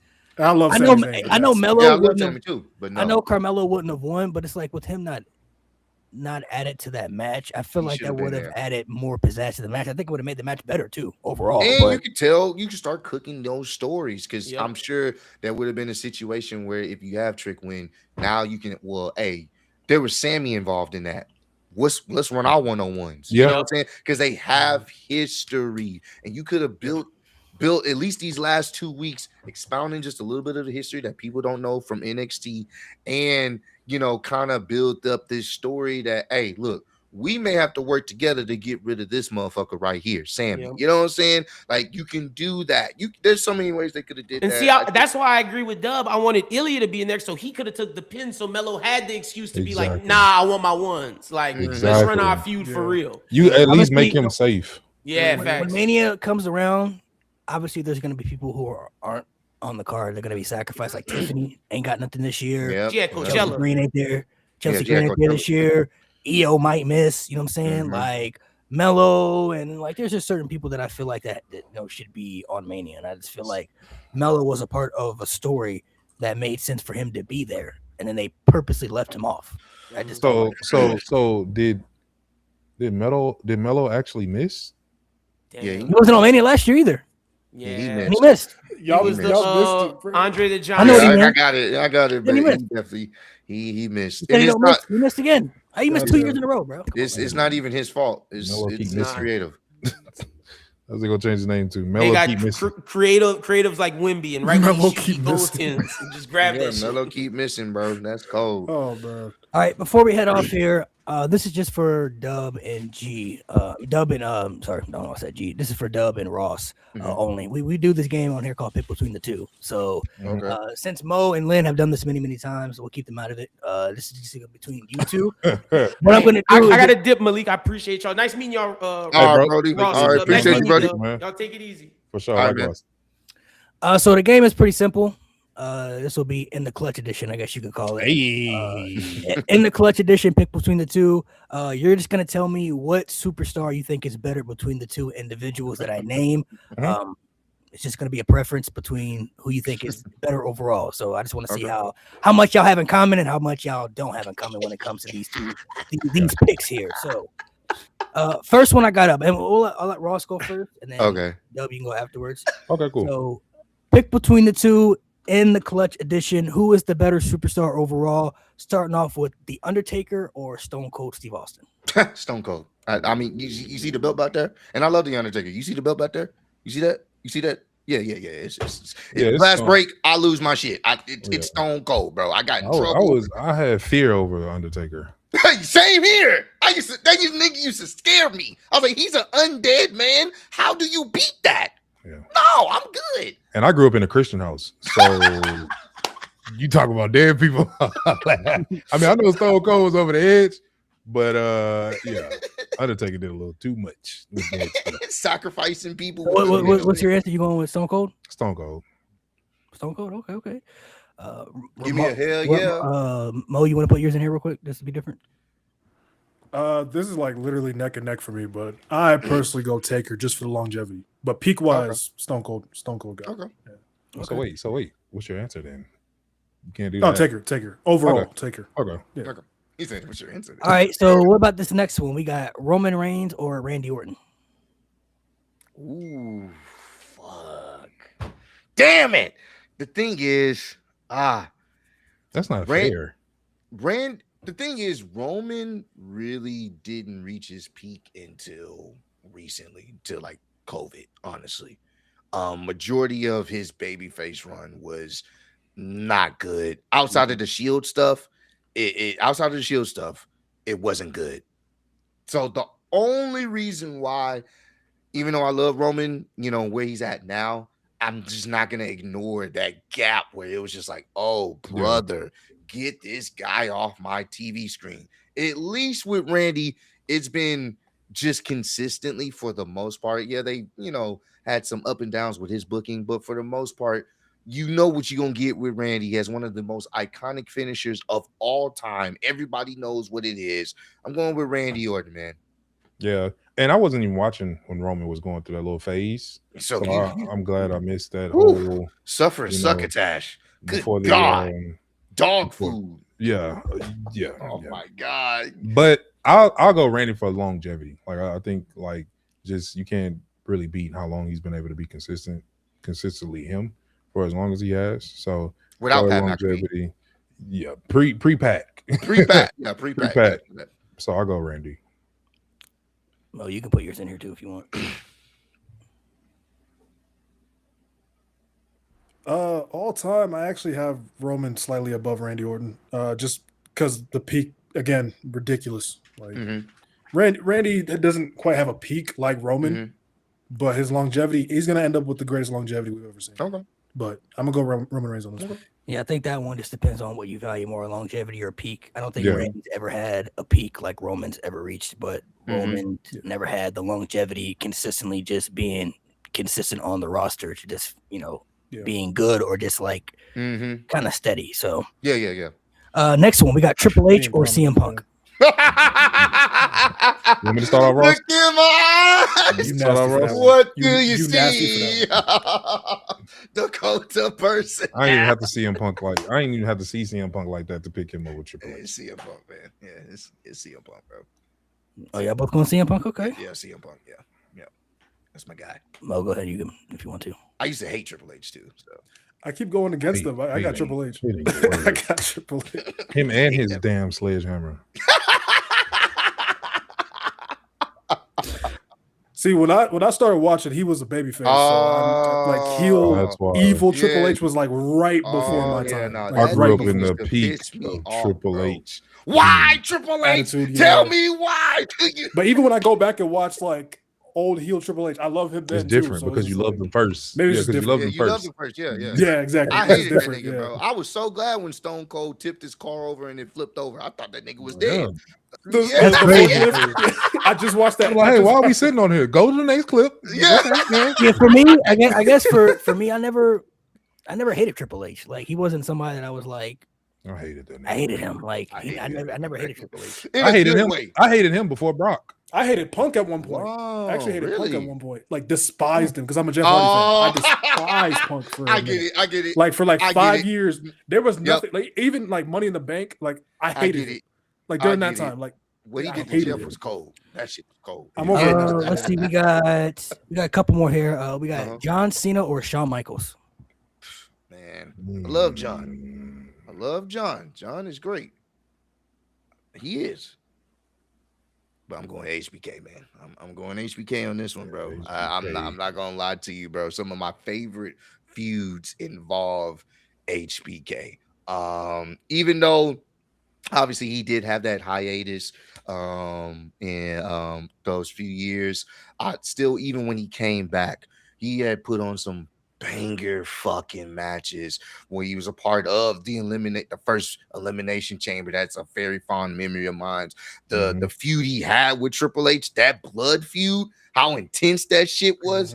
That shit was great. The feud he had with Jericho, with the whole his wife being involved. He should have shot Jericho. I'm just saying. That was great. The feud he was building up with John Cena at WrestleMania 23, and then they ran it back, I think, overseas in the UK, had a classic match. Like, in his later career, he was cooking. And even in his career, he was cooking. He was just a fucking asshole. He was literally an asshole. But, I mean, he's Mr. WrestleMania for a reason. And he is one of the reasons he's a part of one of my favorite WrestleMania matches of all time, HBK, Undertaker, WrestleMania 25. Goosebumps. I get goosebumps just mentioning it. Like that. That's why I'm like, it's HBK all day. We rewatched that too on the Patreon. Yeah, no, I go HBK, but it's like I don't know because John Cena put out a goated album too. He did. Like one of the few wrestlers that could literally. I don't know. I might have that edge to. I don't know. That one's a tough one. I say HBK because of what we grew up on. But to me, John Cena really had the kid. Like he had people believing like, I gotta watch this. And Platinum, somebody in the chat said Platinum. And it's crazy. Somebody said Coke or Christ HBK. That's Coke or Christ. Coke HBK was really good in the ring. But Christ HBK was good in the Lord's He's a eyes. person. He was a good At person. everything. Yeah. Better person too. I Yeah. edge it Okay. towards Bryce HBK is HBK for crazy. that. Yeah. Mo, you want to give yours real quick? Yeah, this is one you could really go Yeah. either way. I'm gonna go Cena again. Like peak is very important to me. What I will say about Sean, he might be the most consistent wrestler I've ever seen. Like in terms of just quality. Oh yeah. I've never seen a bad Shawn Michaels match. And don't mention Yeah, Crown we Jewel. that don't even Chat. that don't I mean, even that is a bad match. I mean, Yeah. I don't know what you're talking about. That was No, AI. that was Michael That was Hickenbottom. AI. That was I'm not worried AI. about That was That's AI. Michael I don't know Hickenbottom. what you talking about. let's see. That's What not- about this yeah. one? We got Seth Rollins or AJ Styles. Whew. Now I'm not gonna sit up here and fake the funk because I didn't watch AJ and TNA. I've only seen like highlights and clips and matches. But I didn't watch it when it initially happened. So I know what AJ has been able to bring to the table in just New Japan, TNA, everywhere that he's been in. So I can only go off of what I most of the time seen, and I was able to see Seth Rollins more than anything else. But I can also understand that AJ Styles, I mean, it's fucking AJ Styles. I honestly think he could still go, honestly. Like, I think he just chose to retire, but I honestly think if he was still at WrestleMania, like still wrestling, he would be able to give us a very good match. It's not often that you see bad AJ style matches. Like, anything I've seen of him has been fucking phenomenal, no pun intended. But I can only go off of what I've seen, so I would have to go Seth because I don't want to be one of those people. Oh yeah, I'm gonna go with everyone else. Automatically will go with, but I didn't watch his rise in TNA because I feel like that's a very important thing that needs to be mentioned because he did some great stuff in WWE, and I love how they eventually got behind him, and you could tell like he is the reason. He is one of the bright spots during SmackDown around that time. So I really do appreciate what they did with him in WWE, but I feel like his TNA stuff and his New Japan stuff definitely deserves to be recognized more before I can even agree to it because I didn't watch it much. So I'm gonna go Seth only by default because I didn't watch it much. But if I had a chance to watch it like at that time, I probably would have picked AJ. But just being real about it. Yeah, I mean, coming back into the wrestling years ago, I didn't like Seth. Oh, okay. He was kind of annoying. Especially when people I knew he had won me over when we was at Raw this Monday. Yeah, my dumb ass is in the crowd. You feel me? But because I like AJ's style, like in his charisma and the way he kind of he was cold at wrestling in the ring to me personally, and he was just kind of like one of them dogs. You feel me? But I don't know. This one will probably be pretty much even kill because Seth did kind of grow on me. Especially after him and that Matt Riddle confrontation, like that was like, all right, okay, Seth. Oh yeah, that was pretty good. And I'll probably edge Seth only because AJ already had like that respect value within wrestling around the time when I was watching it. But Seth was really like they was giving him the opportunity to really cook. Like you wasn't really seeing AJ cook as much, especially when he was with like the OC. I mean, he cooked, but they were letting Seth just go like rip it. And some of his feuds, whether you liked him or not, he made you feel away. So I'll edge it towards Seth just based off of that. Okay. We got two more here. This one might be tough. I guess depending on how you feel. Kurt Angle or Chris Jericho? I'm gonna go Kurt Angle. Yeah, I'm gonna go Kurt Angle, man. Even just taking out some of the stuff he did in TNA because I was able to check out some of that stuff, but just seeing you take that out, even though that's a large sample size, because I mean he was cooking in TNA as well. But just off of mostly what I was able to see, I mean, Kurt Angle was always him, bro. Like the dude is legit. I mean, so many great matches, and he was entertaining. It's not too often you can find someone that can go in the ring like he can, like a legit Olympian can wrestle you to the ground and fold you up in multiple ways you didn't even know was possible, but also is funny and comedic and has good comedic timing. I mean, when he wanted to be intense, especially when he's bald and he had that damn mouth guard. Oh, you knew somebody's ankle was gonna get snapped. You know what I'm saying? So I mean, me personally, I'm gonna have to go with Kurt Angle. I mean, I think that was just you know, a perfect time for when he came in to WWE and how they utilized him. And even when he went to TNA and started turning it up. So I'm gonna go with Kurt Angle on this one, bro. Yeah, I agree. And then I like Kurt because he actually can do that. Mm-hmm. Like he actually can kick your ass. like no stuff. Like he really tough like that. So peak Angle for sure. But respect to Jericho for sure. Yeah, for sure. I grew up on them. You feel me? So I didn't really like Kurt Angle at points too when him and The Rock was feuding. Like he had that just like you just wanted to punch him, you know, but he can still kick your behind too. So I don't care if you bigger. Last one to throw out there, Cody Rhodes or Jeff Hardy? Cody Rhodes or Jeff Hardy. Jeff Hardy. Come on, bro. He invited. He been at the cookout. Yeah. What we talking about? The hood know Jeff. Yeah. They just getting who is Cody, but the hood know Jeff. Like Cody married into the cookout. Jeff at the cookout. Yeah. Jeff. Once I seen him doing this when Jagged Edge was out there, I knew it. I knew it. The brother had soul. I'm like, okay, all right, Jeff.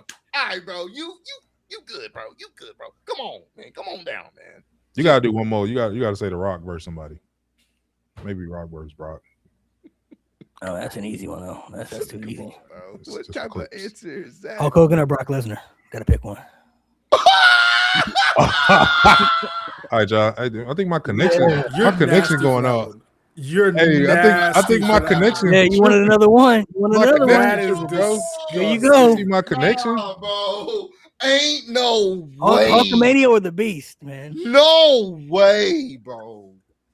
I am a real American. Fight for hard right. I mean, Man, you know what niggas really do be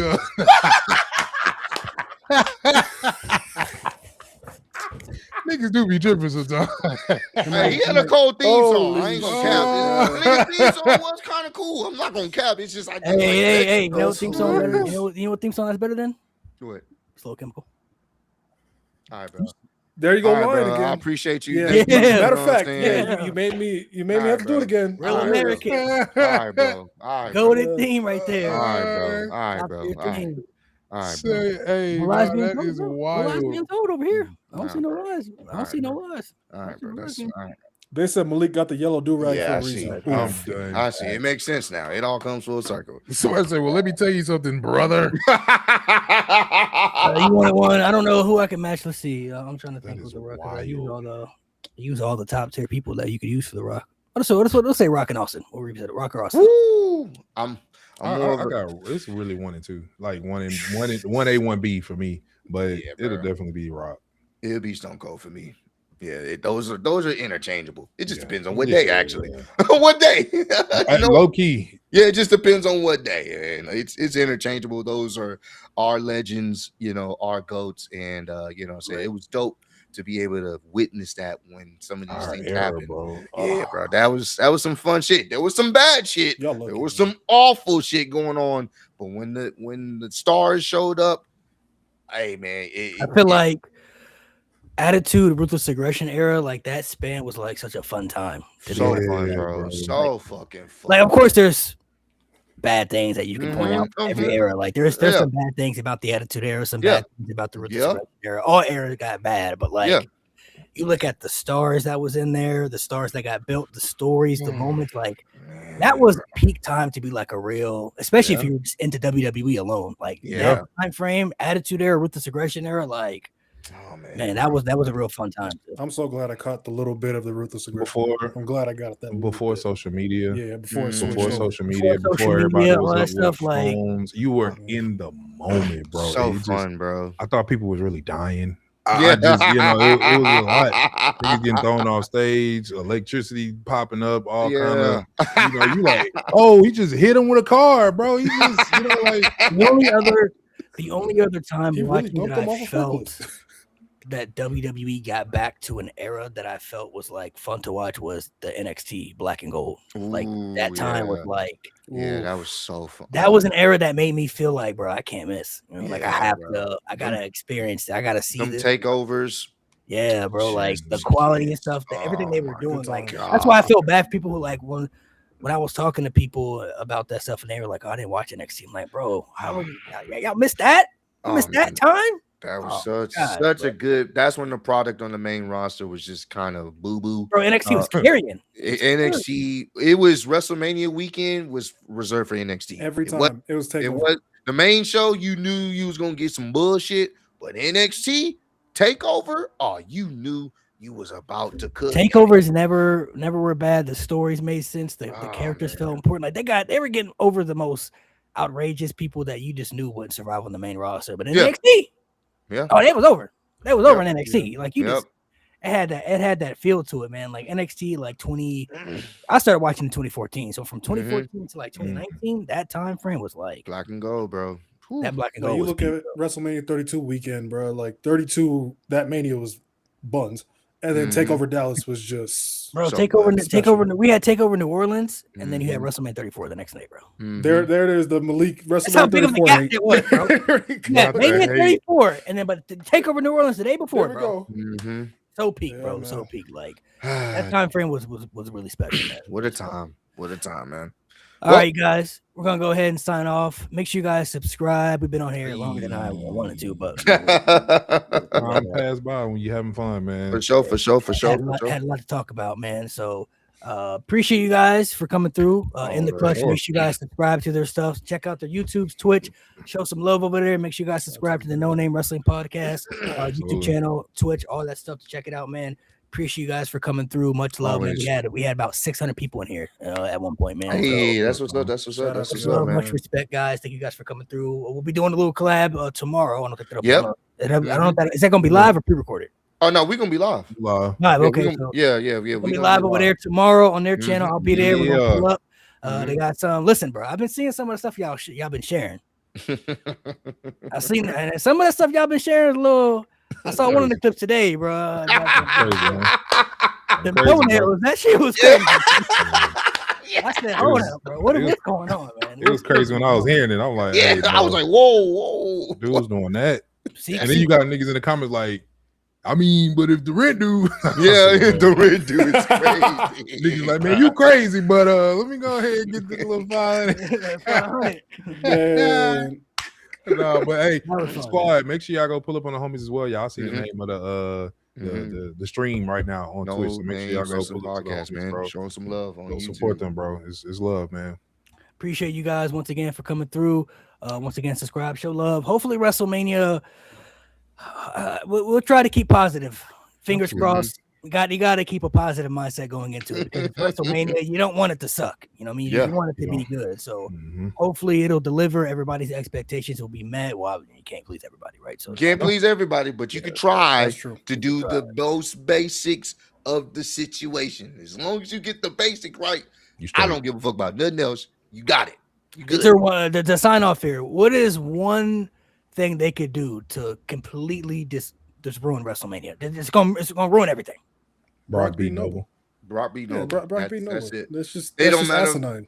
Nothing else matters. You can give us a 6-star classic.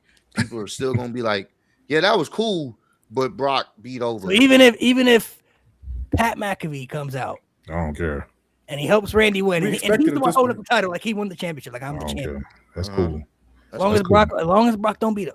I know Pat got a punt coming one day. I don't know if Oba ever beat Brock again. So that's the thing. This is the future here. And once you let the fans know that this is not the time, then I don't know what other time would it be. And it's hard to try to get a win back over this motherfucker, bro. So it's either you get it right the first time, or I hate to say it, I love you, Oba, but you're gonna be getting us some Nigerian food and catering too. And I don't ever want to say that. I don't ever want to say that. So I just asked him before we got on stage. I hope and pray Oba. he get the job done so he ain't in catering. He goosey soup and everything, bro. They already ruined Omos, bro. It's one Nigeria. We don't need it. We don't talk about it. They went to the roots now. You done beat up a lot of black people, but if you go to the roots, literally roots, We can't let It old don't- servers Going win, too bro. deep into it, man. Yeah, bro, yeah, you bro. went Yeah, into bro. the soil, bro. At Yeah, this nah, point, bro. man, hey, It's nah, not we ain't nasty, trying to have bro. that. Let's hope Mania turns out to be good, man. Once again, subscribe, follow all the platforms.